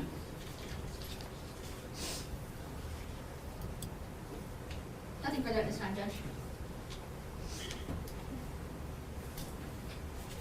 Thank you, Judge. Ms. Harris, I also have some questions for you. You and Mr. Butts have been, or you've known him for about 12 years? Correct. And fair to say that you were in a dating relationship with him for most of that time? Correct. But towards the end, like last year, it was more off and on, fair to say? No, it was on and off for years. For years, okay. But you have 5 children with him? Correct. And this relationship that you had with him, even towards the end when it was on, it was a sexual relationship, right? Correct. Sometimes you go to a motel to have sex with him, Correct. When, yes. and that motel was the Park Crest Inn? Or the Shore Point. There was more than one? Multiples, yes. Okay. But one of them was the Park Crest? said yes. Correct. And it's in Harper Woods, Correct. on Harper? Correct. Okay. Do you know if Mr. Butts, or do you suspect that Mr. Butts has taken other women to those motels also? Correct. You do? Mm, I believe you said that you have, of your 5 children with him, 2 are girls yes. and 3 are boys. Correct. And in January of this time, well, January 2023, you were living with your mother on Bedford, correct? Correct. Prior to that, were you living in Clinton Township? Correct. When did you leave the Clinton Township home and move to the Bedford home? October 23.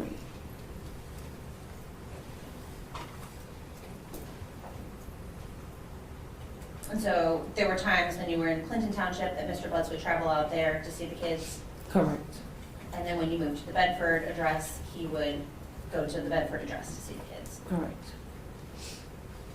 And then the Bedford address is when Neziah was also living there, correct? Correct.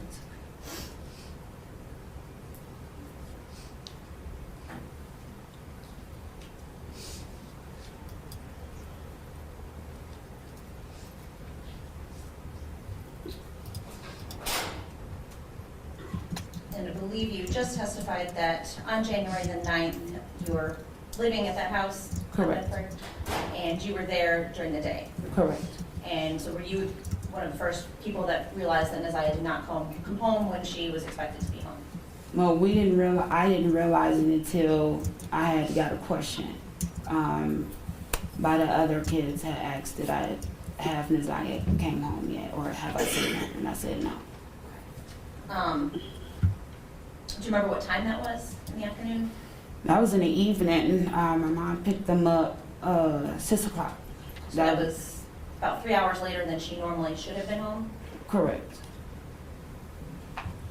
Was that surprising? Yes, it was. One, we thought that she was at the after school program, but it didn't dawn on no one until my mom came back to the house and she wasn't here, or she wasn't in the car when they had got in the car. And so when you all realized that she wasn't at school and she wasn't at home, was that surprising? Yes. But you didn't go to the police that night. No. She ever not returned home previously? No, this is her first time ever doing this. Did she have friends in the neighborhood that she would go visit? Yes. And you said, I think, are those the folks that you contacted to ask? Yes.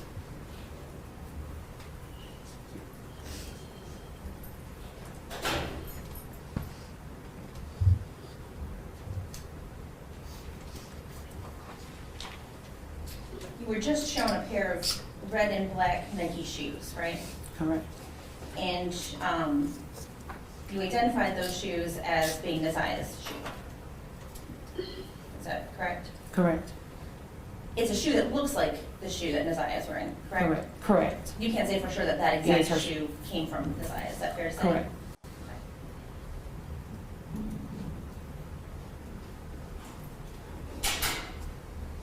And I think you testified that very rarely would you ever use text now to contact Mr. Butts. Right. Only if your phone was turned off, Right. and that was not very often. Right.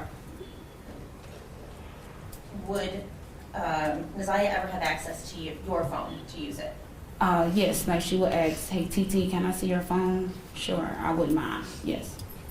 And so would she text from that phone? Probably, yes. Did you ever notice any text from No, her on your phone? no. Did you ever notice if she had used your Text Now app?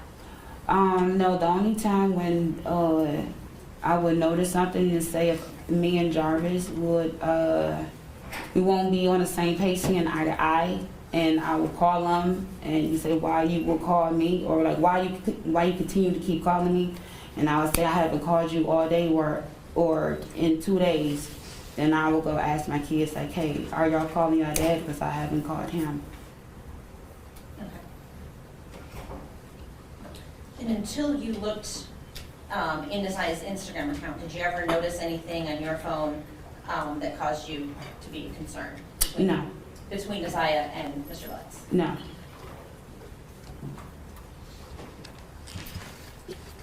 And Mr. It gets Butts, worse. said would come gets to the worse, house to see his Becky. kids. Correct. He would drop them off at the house sometimes. He would take them places. Yes. He would pick Janiyah up from there. Like he, depending on like if he will pick up the kids, if I need him to pick up the kids from the pickup or drop off spot, for school, he will do that, yeah. And then take them either to Clinton Township when you lived there, or to the Bedford Street address? Correct. Okay. But most times he wouldn't even come to the house, right? He will come to the house, he will call me first before he will come. Would he come into the house physically, or would he sit in his truck outside? 50%. He will sit in the car and wait till the kids come outside, or he will knock on the door. Okay. Would he be in the house for any length of time? Only if I'm inside the house, Like he was visiting with you? yes. Okay. She's So lying. you never knew a time that Mr. Butts would have been alone in the house with Nasiah? No,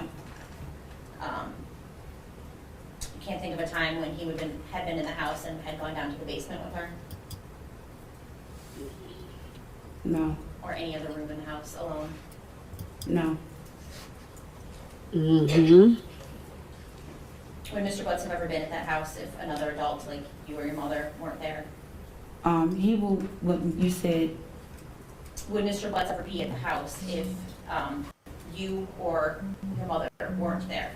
no, it will be me or another person.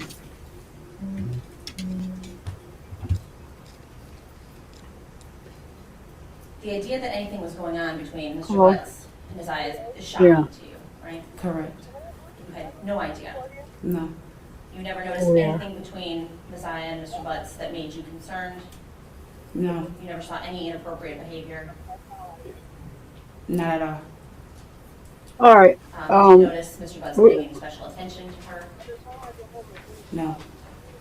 Certainly, if you had noticed that, that would have caused you concern. Yeah, it would have Oh, you're raised a whole talking- bunch of red flags.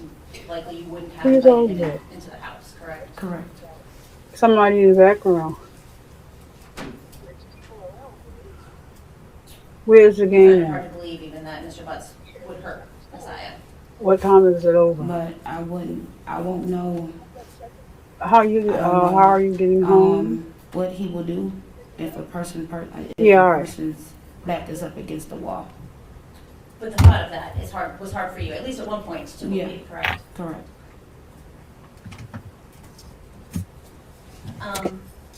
Now, during the time that you and Mr. Butts were together, he had children with other women, Correct.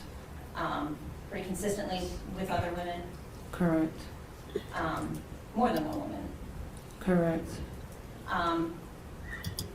Some of those women you actually knew about, correct? Correct. They lived kind of even in the same neighborhood on the east side. Correct. But you suspect that there were women that you didn't know about? Correct. Even one that lived, or more than one that lived over on the west side? Correct. I'm sorry, yeah. Can I just go back a couple seconds? My daughter called to the parent. See what she was talking about. Hold on, because I missed that. This is my first time. I only watched the beginning of her testimony. I didn't hear it. So sorry about that, guys. I won't know. I don't know what he will do if a person's back is up against the wall. But the thought of that was hard for you, at least at one point, to Yeah. believe, correct? Correct.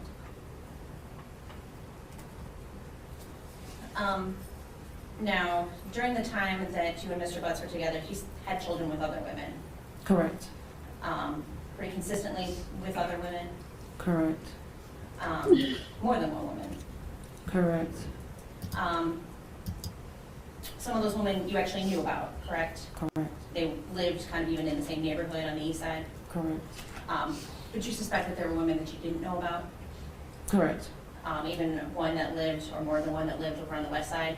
Correct. You believe he was going out there to see somebody around the end of 2023, January 2024? Correct.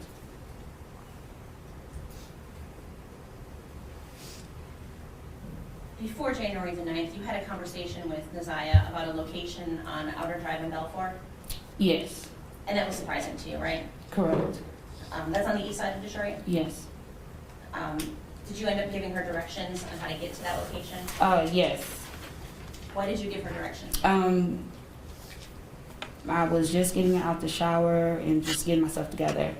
She asked me, she said, "Hey, Titi," she said, "where is Balfour and Honor Drive?" And I told her, I said, "You know exactly where Balfour and Honor Drive at." I said, "Honor Drive is right where the wine basket at." And I said, "You know where Balfour at?" And she was like, "I get Balfour and Bedford mixed up." So I said, "You already know Balfour is before Bedford." So she said, "Okay." She said, "Because we are in school and we are learning about our surroundings."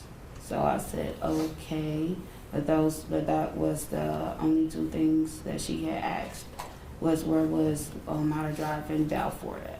Does that location have any special significance to you? No. Do you know anybody at that location? No, the only thing that I'm used to, I'm familiarized with just picking up Jarvis Outer Drive in Belfour. It's just on a corner. On a corner? Mm-hmm. Not at an address? Not on the dress. Okay. When was this conversation that you had about that location? Do you recall? This was right before Naziah went missing.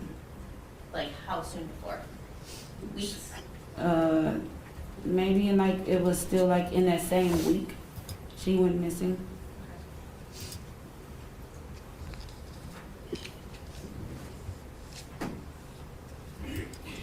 Mr. Butts didn't have his own vehicle, fair to say?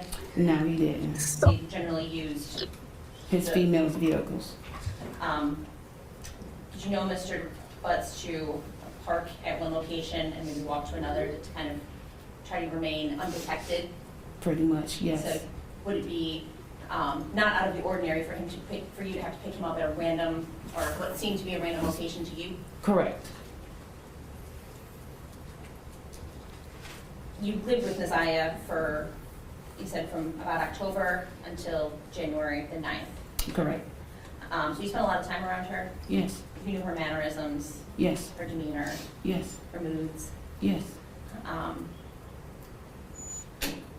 Did anything strike you as out of the ordinary about how she was acting at any point in time in December or January before she disappeared? No, Naziah, nothing have changed her character, none of that. She was just the same old Naziah. Nothing is different. Naziah has a brother, right? Yes. Is it an older brother? Yes. No, he had In her passed away features. in 2023, is that right? Yes. Objection relevance. If it's something that had bothered her or something that she was dealing with at the time, could cause a change in her demeanor. Okay. Overruled. So she did have a brother that ran away, Correct. and was that something that she struggled with? She didn't like the fact that her brother was running away. Yes, she didn't like it. Around the same time, around the time December, January, was her mother supposed to come visit, her biological mother? Yes. Did she end up coming to see Naziah? Yes. She did. Did Naziah seem to have some big emotions about that contact? Yes. It was complicated, fair to say? Yes. Did she talk to you about that? All the time.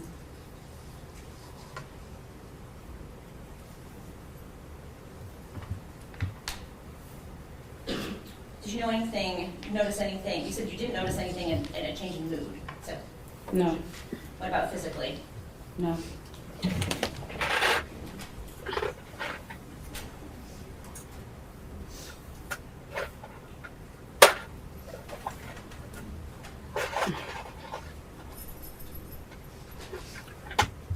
I don't have anything else, thank you. Mm-hmm.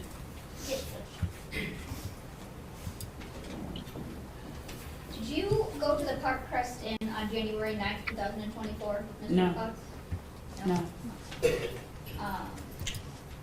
And fair to say, you knew of Mr. Butts having other female friends? Yes, Okay.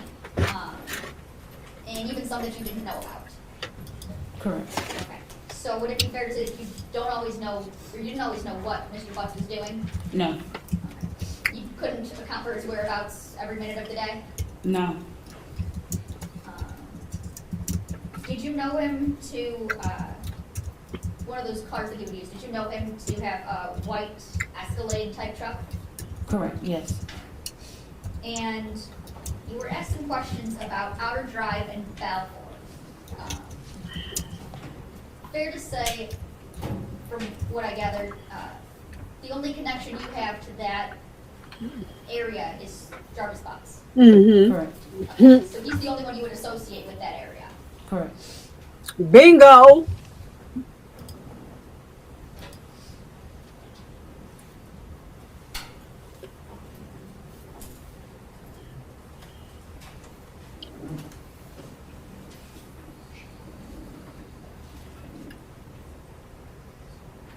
Ooh, why did they put the camera up so close? Oh, to show she don't have a tear in her eyes.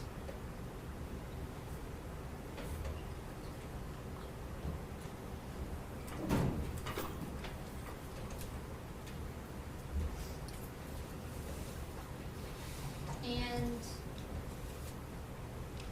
you knew Mr. Butts to have other children? Correct.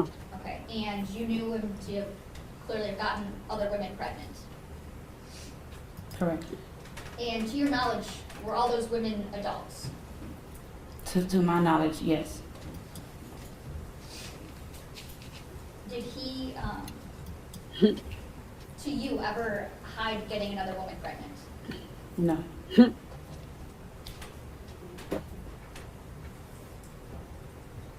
Nothing further, Judge. Okay, you are done testifying. Please watch your step. Excellent. All right, so there it is. A bunch of buffoonery in the text messages. Messiah is saying to Jarvis, hurry up and F her so you can come and F me.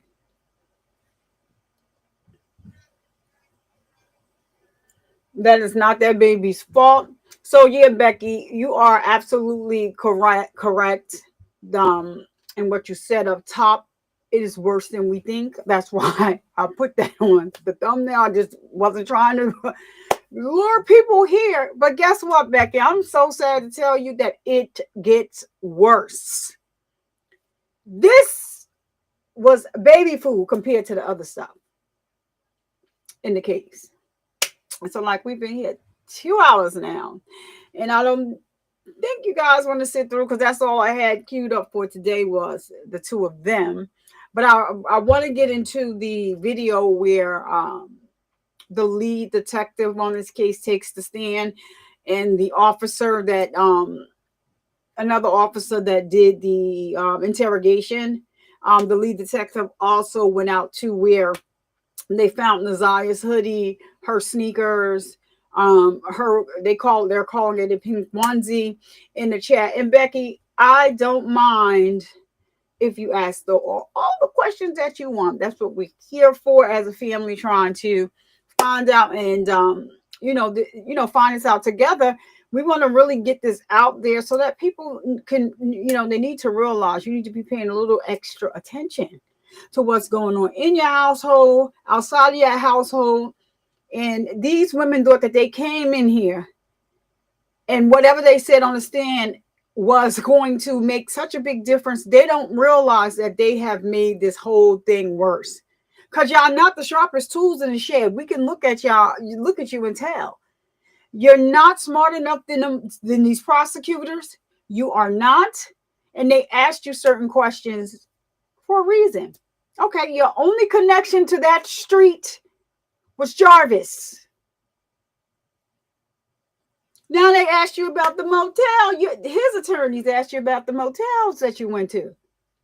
Okay, did you check into that motel on January 9th? I'll wait. No, you did not. because that is where, Becky, because they didn't make that clear in here. On January 9th, the last day, the day that Naziah was unalived, she was last seen checking into a hotel with him. That's why they asked that question. You said you ready? People need to call on these Leos to bring the appropriate charges once Jarvis is buttoned up. So when I say like everybody failed them, I mean that. Like, I'm not just, everybody failed them. So there's a couple of the family members that have been reaching out to law enforcement.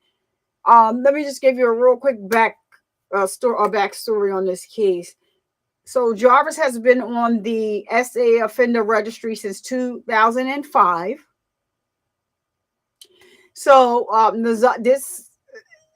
Naziah went missing January 9th of 2024. He was arrested February of 2024 on a weapons charge, but he was also a suspect in this case. Now, the great lead detective, I love her. I love the work that she did and that she put in. But the only thing I'm going to say about that is he took her to this secluded area. Like I said, there was a pond there. And so the detective is saying that there's a lot of clothes just thrown around, a lot of like different pairs of sneakers, and they can't collect everything in order to, for this case. My question is, if that is so,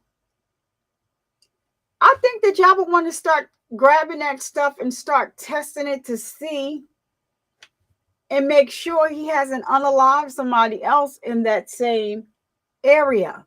That was my only thought when she said that.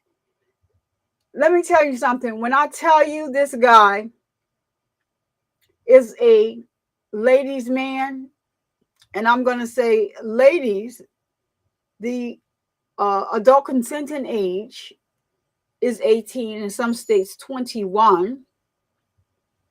I don't acknowledge any states that where it's lower than that. But he had been with women ages 1 and above. So he preys on insecure women that have small children or have access to small children so that he can get to them. Now, I believe that is her oldest daughter, the one that he was always calling to come and clean at the shop that he had relations with. So it was her. And there is also, which I want to find next, they didn't show her because she is a minor. And at the time, I'm going to have to look this up. I know that, I want to say at the time, or she was 8 on the stand, or at the time that he took her to that shop, she was 8.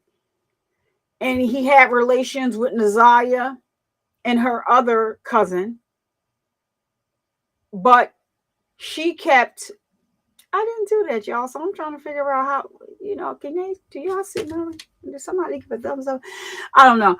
So I didn't do that one. So she kept pushing him and telling him no. So she said eventually he just left him alone. That's what, I've been reading. That's what I've been seeing. This is a sick case, twisted case, and it gets worse from here.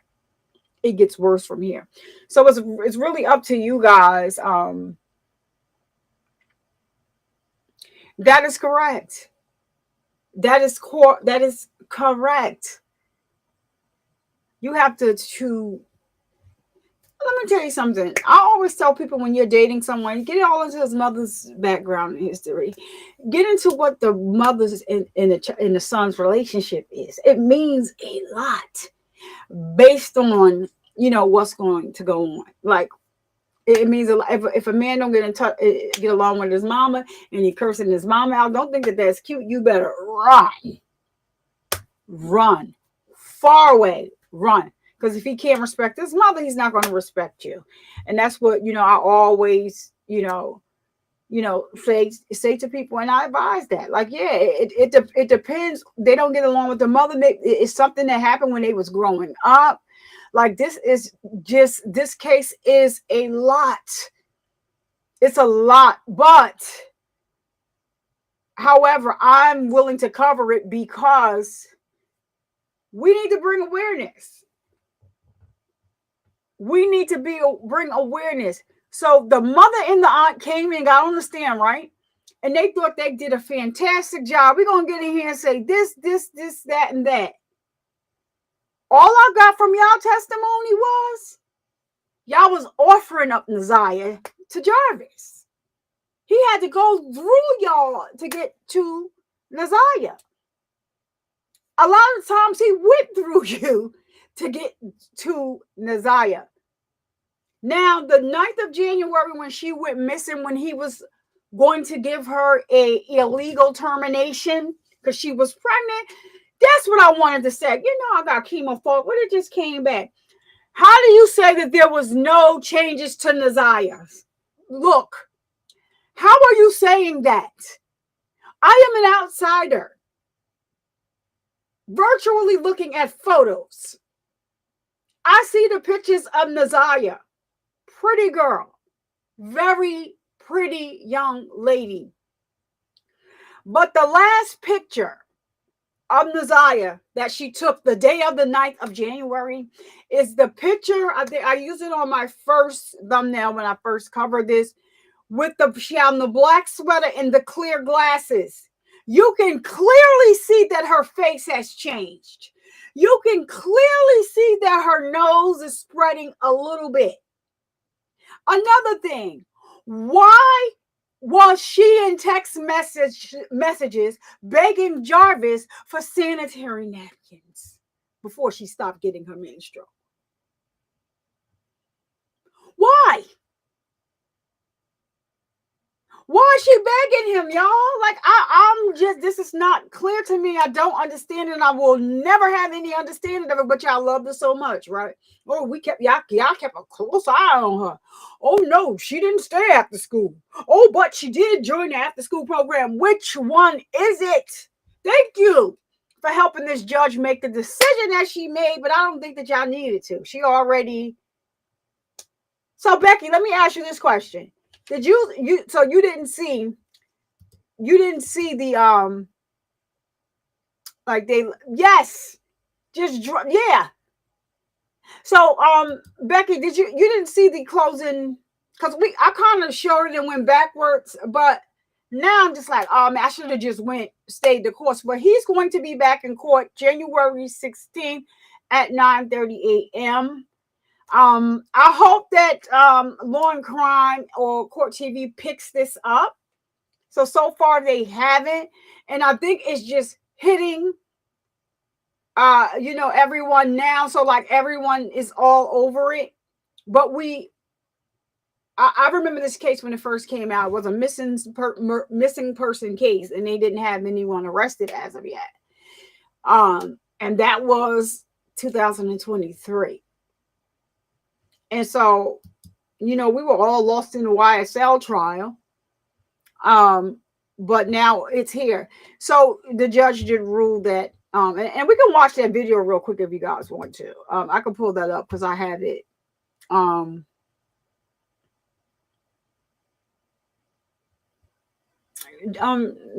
Lynn, thank you for coming. And that's exactly what it sounds like. I wonder how she was really treated in that home.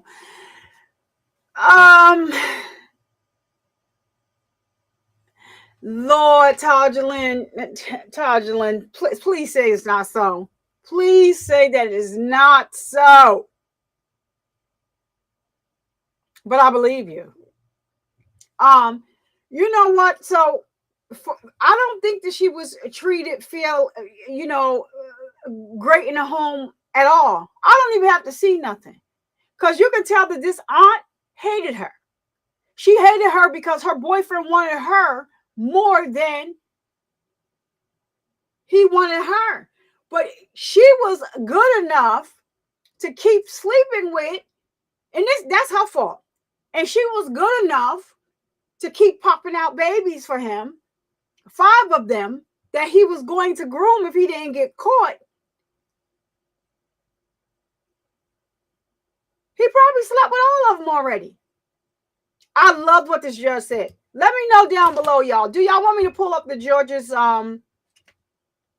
ruling? I can pull it up and show it here really fast if y'all want me to. Because this judge, when I tell you this judge is freaking awesome, but this is not the sickest of it yet, y'all. I'm gonna schedule another live.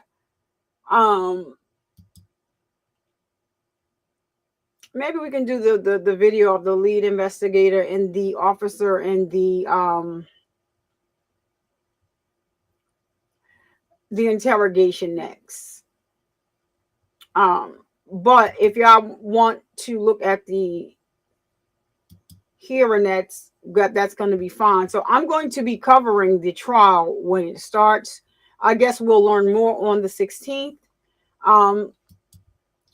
So hopefully 2 women in this little girl's life, and she asked, yes. Not only that, when she got pregnant, I guess because maybe they wasn't buying her no pants anyway. So but come on, y'all, you popped out 5 kids. Your mother so far, I think we got 3 children. She had twins and an older daughter. They didn't mention anything after that. Becky, I'm going to try to see how old the brother is, because that is something that I do want to know, because he was a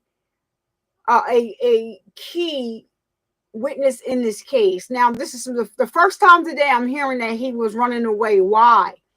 But from the judge's ruling, if the brother knew that Jarvis was messing with his sister, this is how I know y'all knew. So that's why I want to know, how old is Zania's brother? And also, you see how conveniently they keep bringing up her mother? No. The grandmother has had custody of her since she was a baby. This is your boyfriend. You and your grandmother live in a house. You and your mother live in a house together with these children. You were supposed to be protecting her. Don't get on the stand and act like that girl just went to school and home. But the judge called it out. I got a whole problem with y'all thinking that it was okay to be sending these kids down there to clean his shop. And like I said, I would get it, right, if he was a good father. These women are getting on the stand. No one is saying that, oh, he was such a great father. He was this and he was that. Nobody has said that yet, right? So then I wouldn't think, I don't care if he was part ownership in this shop. First of all, there was no bathroom there. You had to go to the gas station next door to use the bathroom. I guess they had some type of agreement with them. Or maybe the shop was connected to the gas. But you had to go in the gas station to use the bathroom. That's number 1. Number 2, why do you have coloring books and stuff in the shop? Why do we have coloring books in the shop? Because you was grooming children there. That's why. I don't care how many small children you have. This man has about 13 children that they know of. And after his behind got locked up, he called his best friend. I did that video already of the best friend. He was the first one on the stand. He took the stand November of 2023. November of 2024. They did not resume with the rest of the hearing until this year, which was about last week. But I do believe that the friend just didn't get caught. But it is my thought and opinion. that he was doing it too. Ain't no way in the world all these young kids was at this shop. This is your business partner. And then his business partner said a lot of, when they would leave the shop to go somewhere, oh, they would run into Naziah and he'd be like, oh, there goes my niece.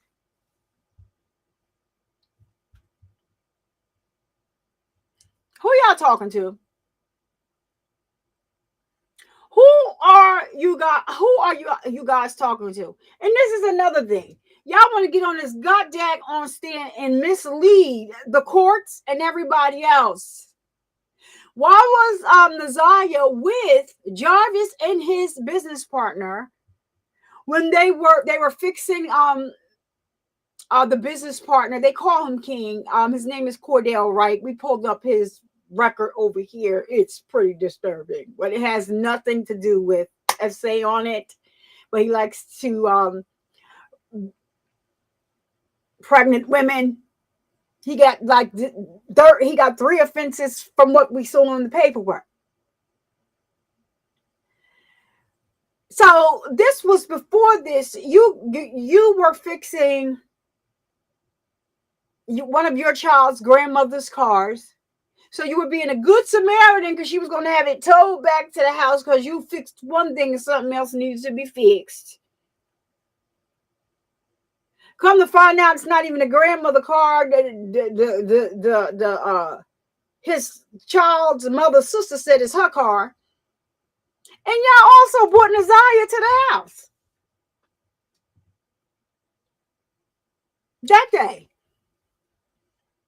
Y'all got to make it make sense. Because it's not making sense to me right now. Becky, I see they done, oh, okay, I think Laugh probably got you. They knew what they was doing. That's right.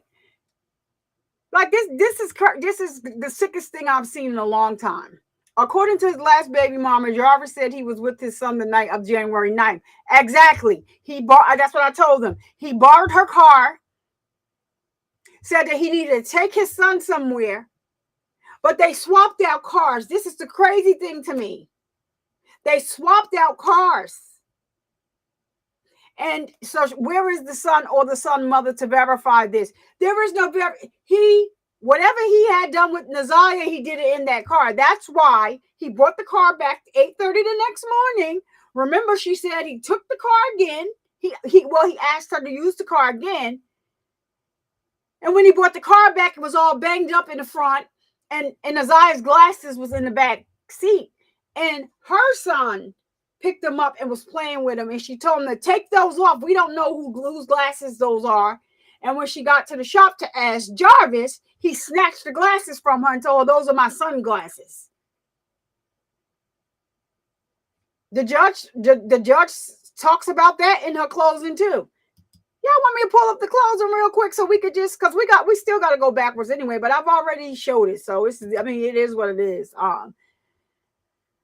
Because she spoke to a lot of things, and that's why I did my video about this judge yesterday. Put some respect on her name, because I saw some people saying making some nasty statements, and I'm just like, okay, why? What's wrong? What are we doing here?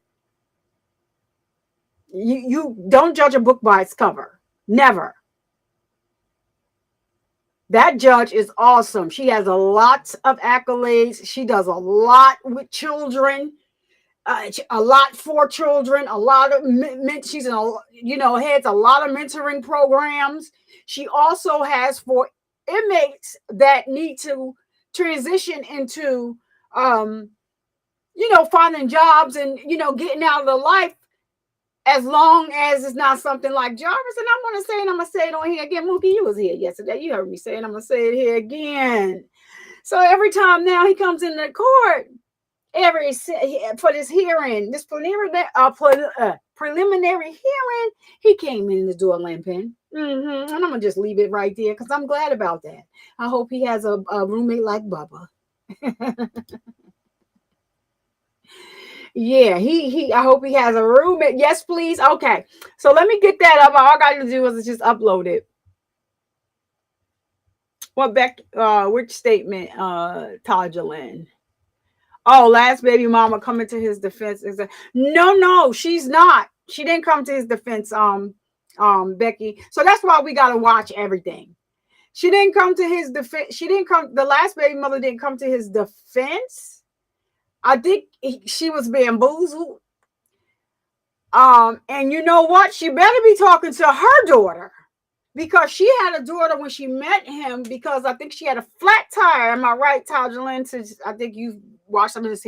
So she had a flat tire and went to his shop to get it fixed. And that's how they started talking.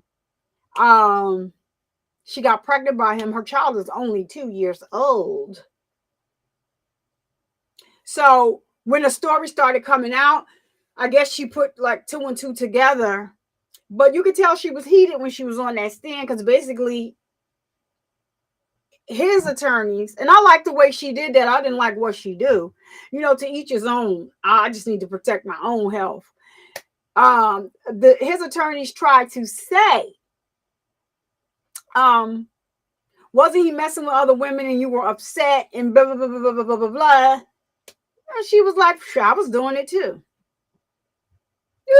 Newsflash. He was doing it, I was doing it. Okay, so then she exited stage left. He's this guy, yeah. He takes them 1 to 80, crippling crazy. He don't care what it is. And let me pull up the judge's thing because I'm not gonna keep saying what she said. I'm gonna let y'all see what she said. Just give me one moment and talk among yourself in the chat. It's only gonna take me a second. I just gotta make sure I get the right one. Hold on a minute. I'm gonna bring it right on up. Cause oh no, I'm not doing that. What am I doing?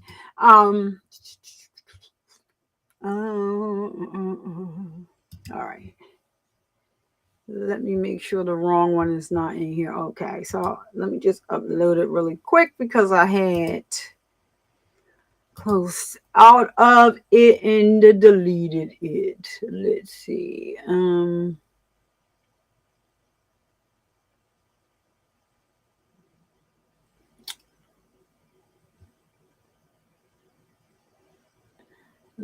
I hope this is the right. I think this is the right one right here. Hold. 12, 11:02. Yeah, it gotta be this one. All right, y'all. Give me 1 minute to upload because I had deleted it out of here, and we'll be right back on over here. Becky, thank you for drawing her out. You know, it's all love over here, Becky, and Tajalyn. Thank you so much for coming. We do appreciate the friendly banter in the comments. And you know, sometimes a lot of people don't really know about this case, and you know, and that's why I'm trying to bring awareness to it. So, Becky is trying to learn, and Tajalyn, thank you so much for interacting in the chat and asking questions, and you know, it all works itself out. Friendly banter over here. So let's just pull this up so we can just see what the judge had to say to him. I like the fact that she told him, stand your, get up. You ain't no little kid over there doodling. Get up. Just sitting over there just hiding behind his attorneys the whole preliminary hearing. I think the judge allowed him to do that for a reason so she could say something at the end. I think I would have told him right in the middle of the case, get up. What the hell you hiring for? You was out there just doing this stuff all willy-nilly. Be proud of what the heck you did. The freak out of here with that. Hold your head up high. My daggone nerve over there, just a doodling and a doodling. Doodling about what? Hold on. Girl, you don't want to do that. I got to take this other thing off. Hold on. Yeah, let's remove.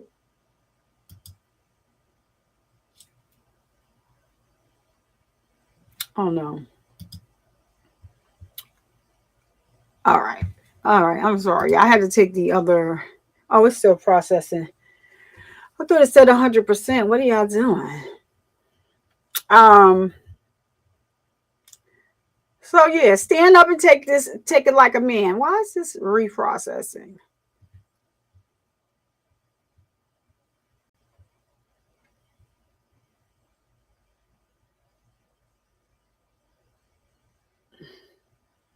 Why is this reprocessing?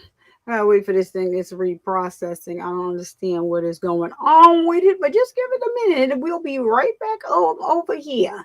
I think I want to. Okay, wait a minute. Y'all. I should bring my friend out, but I'm not gonna leave my friend in hiding because he's a bit much. He's a bit much. I'm gonna leave my friend where he at. But yeah, this video was uploaded 100%. I'm not sure why it's still processing 40%, but it's moving. We'll get there. Let me see what's going on over here in the not 1 to 8 yet. 1 to 80, Mookie, crippling crazy. He don't care what it is. You can tell by yep, there was a bird. It's like a burden lifted.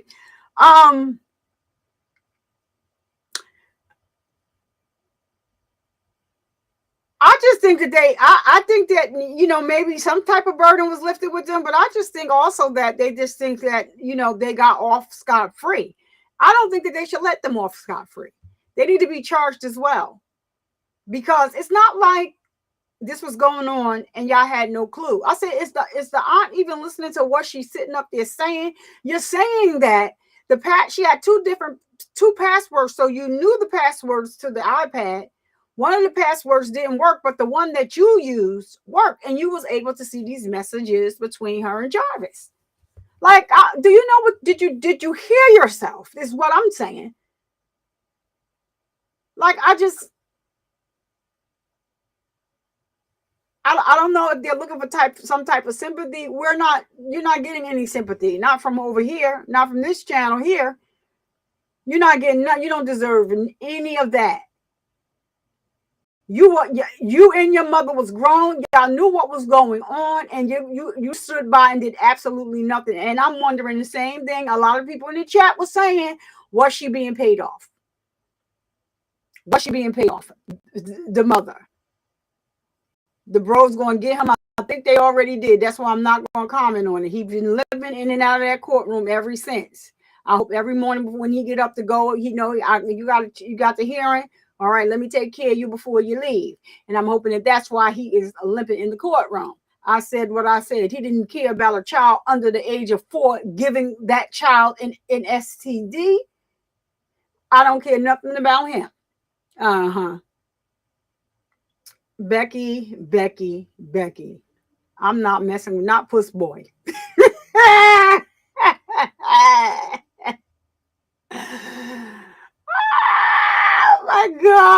Oh my God. I cannot. Okay, so, here. Hopefully. One thing I had highlighted in pink was the quote, in this case there was no physical evidence such as blood stains or a weapon leaking defendant to Joyce's death. In this case, we don't have the same facts or circumstances. I do agree this is a circumstantial case, and circumstantial evidence is sufficient for a bind over and even conviction. Today is January 9th, 2025, exactly 1 year, from the day Josiah Harris disappeared. Before I get into the charges, and the main charge of premeditated first-degree murder, I have to speak on Josiah Harris and the community who failed her. And I'm only presented with certain evidence. I don't know the whole story. The attorneys know more than me. The family knows more than me. But from what I have heard over the last 4 days and 5 days total, is that several people failed her. I don't know where her mother is. I don't know anything other than that she was forced to live in a home where she was not protected or given the adequate attention and love. I don't know where her father is. I don't have any mention of him in her life, no presence. To Cordell, aka King, and all the men who saw Jarvis Butts hanging out and always around these young girls, including Josiah. and his 9-year-old daughter going up to the shop to clean up his shop. The school counselor who never showed up, or the person who was supposed to show up if that counselor was absent, after Neziah was on the floor on the day she went missing, saying that she needed to speak to someone and speak to a counselor. There's no mention of CPS, but I wonder what their involvement was over the years, because this was not just a one-year thing. There are text messages at least from 2022. To her adoptive grandmother, Annette Harris, whose testimony, in my opinion, was very questionable. I understand why the people put her on the stand to establish Neziah's residence and the houses on Bedford and the regular routine, to establish also that Neziah was not a runaway child, that she was not a bad kid. I do believe she adopted Neziah. I do believe that she had 6 kids in the house. I believe that Neziah had on a dark hoodie the day she went missing, and that she had on red and black Nikes that day. What is hard to believe is that the defendant never came into the house as she testified. And there was also a minor that testified that he did as well. Text messages that show between him and Neziah that he did in the basement, saying he was going to the shower, stealing her panties. He was always lurking around that house and asking for Janiyah and Zaniyah, from what I know. I even thought about the breakfast routine and saying that all the kids like eating breakfast at school. Did they have a choice? I don't know. But to always send those girls up there to clean up the shop raises questions. And how were there 2 women in that house who have birthed children themselves who did not notice that Neziah was pregnant, and I believe she was, and not having her period anymore? But then after hearing text messages today, begging Jarvis for pads as if she didn't have anyone else to give them for her. And what stood out the most was when Annette Harris stood on the stand, and she learned around 6 p.m. that Neziah did not come home from school, and said she looked around for her and decided to wait until the next morning to call the police. Without a tear, without emotion, or any expression of being devastated. And to her Aunt Shannon, who also showed no emotion, expression of being devastated from Neziah going missing. She stated that she had friends help look for Neziah, but was directed to just wait until the morning to call the police. A grown woman who likely suspected something strange going on didn't feel the need to call the police either. They were both able to go to sleep at night without hearing from Neziah or having any indication that she was coming home at night. And of course, the defendant, who I will get to in a minute. I don't know who else failed Neziah, but the community did. As far as the people establishing probable cause, I will focus on count 1, as it's been stated that there is no contention with counts 2 and 3. In count 3, I will amend based off of the motion and the testimony I heard that Neziah was 12 and not 13 at the time that Jarvis Butts had sexual intercourse with her. The prosecution is correct. You do not have to have a body to establish first-degree premeditated murder. It would have been a much shorter exam had her body been found, but this is where we are. In the last 365 days, no text messages. We all heard today and yesterday that she was very active and frequently texted. No social media for a year. We heard through testimony that she was also active on social media. No phone calls, which she was also able to do according to testimony. No physical sighting of her by anyone. She never came back to school. No one has seen her. Medical records dated from July 2014 to October 2023 indicated that she had no life-threatening medical issues that would lead to a natural cause of death. The black hoodie found in the area of 7 Mile and Berg with her DNA and blood on it. The holes in the hoodie consistent with some sort of struggle, violence, or weapon being used. And we know that there were no holes in that hoodie when she wore it to school, We saw a picture of her in a black hoodie on her last day that everyone saw her. I do believe her grandma testified truthfully about the sweatshirt that she had on and that it was practically new. And the border agent who said that no evidence of animals would have destroyed the clothing or the shoes to possibly lead to animals tearing up that hoodie. The clear glasses found in the blue Nissan the day after she went missing. The behavior of the defendant when he snatched those glasses. They looked exactly like the glasses she had on in her last picture, according to the witness. The shoes that her brother described as the same shoes that were found also in the area of 7 Mile and Bird near the hoodie. While this is still probable cause, the evidence all points to Jarvis Butts.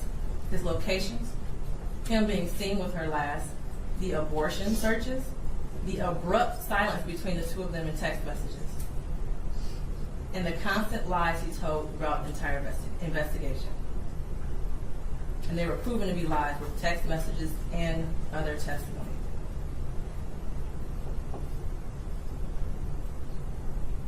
We may never know what happened, but from what I heard today and over the last 4 or 5 days, it appears he intended to perform what he thought was a do-it-yourself abortion on Isaiah, and went south, and instead of seeking medical attention for her, he intentionally killed her and tried his best to cover it up. As much as I want her to be alive today, there is at least probable cause to show and believe that she is dead and that she was murdered by Jarvis Butts. Mr. Butts, stand up. You've been sitting over there for 4 days with your head down, hidden between and behind your attorneys, with your mask on, and taking vigorous notes. I want you to pay attention and listen to everything I have to say. I have been trying to figure out for the last 5 days, you. At one point, I thought you were cognitively impaired in the beginning of this exam. And then maybe you had the brain of a 10-year-old, and that's why you were doing such things.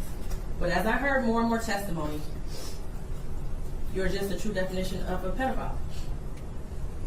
Watching you laugh and brag about all the women you have with different women and the children and the girlfriends, and making babies to groom them and having them in your presence, cleaning up, quote, cleaning up your shop, and the little girls around you, has landed you here today. You groomed Isaiah. You played mind games with her. We all heard that. You controlled her emotionally. She was exposed to so much at such a young age. The text messages between you two were disgusting to hear. And to think that she had you saved in her phone as babe for life. Isaiah deserves so much more. And while I mentioned other people that failed her, Jarvis Butts, you were the monster in this whole picture. She did deserve love from her parents and everyone who was in her life. She was ignored, she was neglected, and you took complete advantage of that.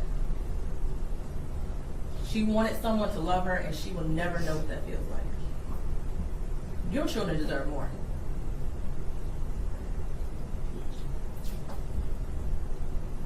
As much as defense counsel has raised issues on count 1, all that has done is raise the question of fact for the trier of fact, which means that this will be for a jury or a judge to hear at 3rd Circuit.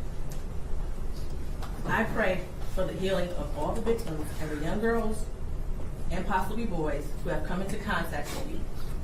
As a community, we should look at this case as a prime example of how much work we have to do when it comes to protecting our children and especially our black girls. I pray for closure and healing for all those who have been traumatized by you. And for you, Jarvis Butts, I wish you a speedy trial and that justice be delivered. Your bind over date is January 16th at 9:05 a.m. Anything else for the record? No, for the people, Judge, thank you. Not for defense. Let's go. Thank you, Judge.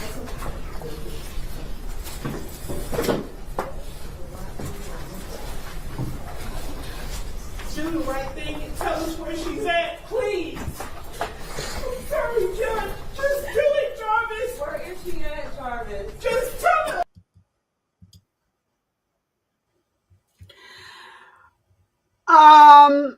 So that was the judge's ruling. Like I said, he's bound over to January the 16th at 9:30 a.m. So I'm going to try and see who's going to be live streaming it. And so I will be here live streaming it from whoever. I hope Court TV, or because Court TV has reported on this case. I don't know if I've seen too much of Law and Crime report on this case, but I know Court TV did. So hopefully someone is streaming it. It's worth streaming it. If not, I'll just have to go to like CB7 to the Detroit stations, and they should be streaming it. So this is CB7 that I'm looking at today. I might just go straight to them because they have been covering the full case. And so, like I said, and this is why I did the live yesterday on this judge, put some respect on her name. She wasn't just sitting there and not paying attention. She called each and every one of them out and basically told them about each of the BS. Told them about the BS that they sat on this stand and spewed from their because they got their buttholes on their face. That's what had happened. So yeah, put some respect on her name. I just saw some comments. This is why I like when certain channels are live streaming, because you didn't know, you didn't even know the judge. The case wasn't even that big yet, and y'all already digging into the judge. Another thing that I didn't like is just me. Todd Jalen, are you still in this chat since you have been watching this? I think that his sister did a great thing. His sister is the one that kind of drew the lid off of this. Now, should she have she was at the shop that day, but she was in the car. She was there to see about her car. She wanted him to look at it. So his defense team tried to say, "Oh, you just showed up and he told you not to come, and you were angry at him and you were mad with him." No, she FaceTimed him. Like she said, I FaceTimed him. He told me he was going to look at it. So then she finally had to tell him, "Listen, that was his business.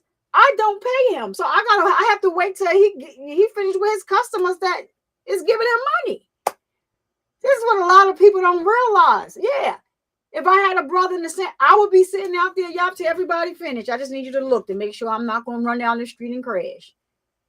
She saw the girl getting out of the car, and she said the movement at first. She saw it. Then she went in and asked her brother to use the bathroom. He told her she had to go next door. So when she went back outside, here was Zanaya getting out the car again, but she was already walking into the gas station. She was in and out of the gas station. We know that's where she used the bathroom. So I'm saying, I believe he gave her something the morning of. And the grandmother took him out. "Oh no, I drive them to school. I drive them to school, but the bus, they get the bus home." Lady, we don't believe you. We don't believe any of that. Did I see Naziah and the kids in the household standing around praying in the morning? I did see a picture of that. Does that mean anything? It means a lot that you was showing them how to pray, but you also was aware of what was going on in your home, miss. So each cancels out the other. So, shout out to the judge that got it right. You're not walking out of here free, sir. He thought he was getting ready to get out. Child. Becky, I don't even know what you tried. What is this, Becky? No, I think that she left, but I believe that the sister did what she needed to do. You know, she did what she needed to do. And once again, shout out to the YouTubers over here, because she called it a podcast, but to his children's mother, Shannon being one of them. Now you call a sister, But you know, they had already been in touch with Shannon. And so that's where she got the number to the detective. His sister did. And she called them. I think my brother had something to do with this, or he did it. So, you know, but shout out to the YouTubers, because she called it a podcast, but somebody sent her a video from over here on YouTube.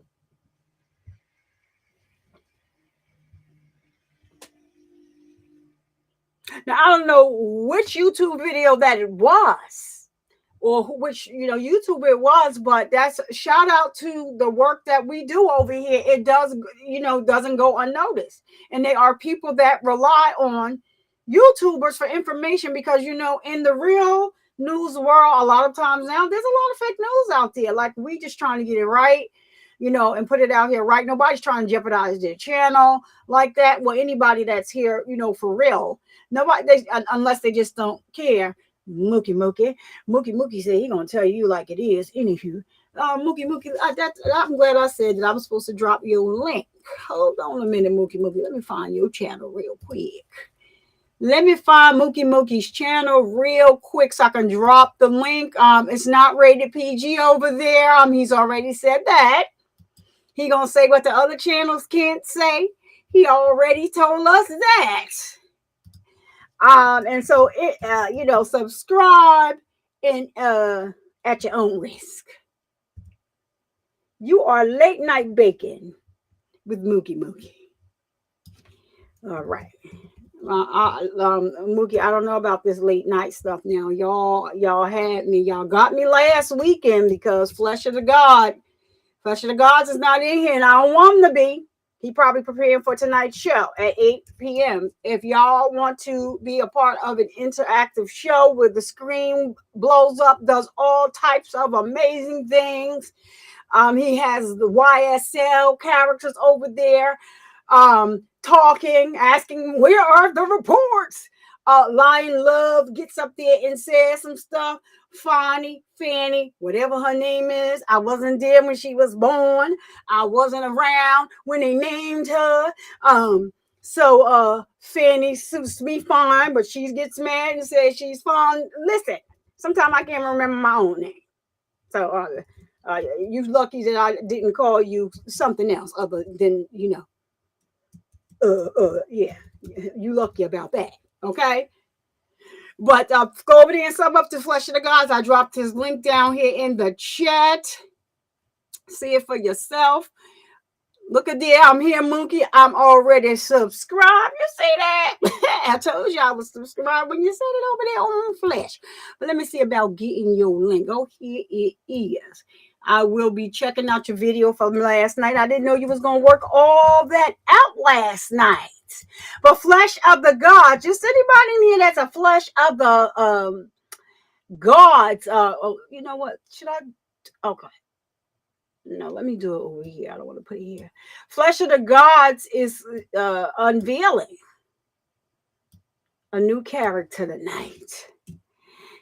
Let me place Flesh of the Gods soundbite over here. Come on. Yeah, he got his own soundbite over here.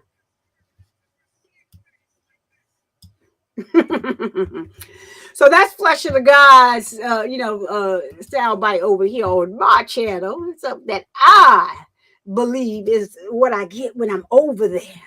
You know what I'm saying? So y'all want to go on ahead and sub up to Mookie. He a fooling in my chat. So I know I'm about to go over here. And just be wild over here, Mookie. I don't know about Mookie. That's Mookie link. Sub up to Mookie. Let me add that to my little cheat sheet here. And I think I'm laughing. You got Mookie's link, so you know for the next time we're live, you can go on ahead and drop Mookie on down in the chat. Also as well. So that's Mookie's link. He said he did his first live last night. I don't know, you know how it went. I'm about to talk about you, Mookie. Hey, y'all digging. You late, but you here, my sister. You normally first. I know you be at work and on 50,000 different channels, but it's all right. So shout out, that's Diggo Twin. Mookie, they got your twin. Where have you been? But yeah, I'm gonna go over here and check out what was up last night. I just want to give y'all a little background on Mookie. Mookie, he was trying to go live through the via the YouTube app. Sir, that's not gonna work. Think about as soon as they let you, they got you hostage, sir. Sir, somebody stole my paint buckets from Mookie. Lord, I don't know what I'm about to get over here and get into, but all right, I'm gonna check it out, y'all. So we've been here over almost going on 3 hours. I'm about to get up out of here because I got some things to do. Check Mookie out. I got a little parenting to do. My daughter just gave me another task, but I do appreciate all of you for coming here and rocking out with your girl. And I thought this was such a important live. I didn't use my regular sound bites, but I'm gonna use it now because I just gotta do it.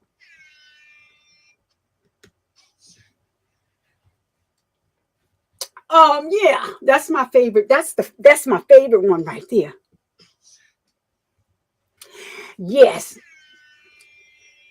that's a little lead horn, little lead attorney horn. So I ain't messing with y'all in the chat. So we're about to get up out of here. But so you guys all know that it wouldn't be me if I didn't end the show by raising awareness that men can get breast cancer too, because of the stigma associated with the word breast. We've started using the term pec and or chest cancer over here. Let's continue to break the stigma and spread awareness. To my ladies, please make sure that you are getting your mammograms, feeling on your boobies to make sure that you are all right. All right. And don't you dare let anyone come into your house and disturb the peace that passes all understanding. Check my boy Flesh of the Gods out tonight at 8 p.m. Eastern Standard Time. I dropped his link in the chat. I know y'all digging. You getting ready to drop off some more links. Go ahead, girl, and drop them on off. I know that Laugh is about to drop some links. Go ahead and drop the links in the chat. Let's not forget, I already shared Slime. Make sure y'all subbing up to Queen Slime over there. Cat Not Williams. It's the people that mention you when you're not around. You better keep freaking with them. Cat Not Williams. Shout out to you for over here. Yesterday I had to catch the replay. I said, wait a minute, did you tell the people to come on over here to Survivor Speaks? I said I was wondering why my son count was just going tick, tick, tick, tick, tick. Cat Not Williams. Shout out to Cat Not Williams for always supporting, even when you're not looking. I love that. Love you, girl. So that's it. I'll see you guys later in Flush of the Gods chat. And when he busts out the new character, I'm excited. I saw him, but I want to see what the new character is going to be doing. We never know. Tat Not Clouds, Tat Not Clouds, Lord Cat Not Williams. Tat Clouds, I see you. You've been here. Taja, Mookie, Cha Diggy, Boom Boom, GG, Laugh. We got let's drop all of our channel emojis down there in the chat. All of them. Drop them on down there. And if you're a member here on the channel, you do have access to these member channel emojis that are being dropped in the chat. We also have a emoji over here for Naziah Harris. We want to keep her memory alive. She's sleeping with her biological father, resting in his arms, in the arms that she never got a chance to rest in when she was here on this earth. Maybe, just maybe, if they did allow her to be with her biological father until somebody tells me otherwise, bring me some, I need proof. I need evidence. she might still be with us today, but she's, wrapped in her biological father's loving arms and in the arms of our Father, the Lord, for all those who believe. I'm a believer. All right. See you all later. Thank you so much for putting up with my mess. Peace out, Boy Scouts, Girl Scouts, Scouts. I'm so corny sometimes.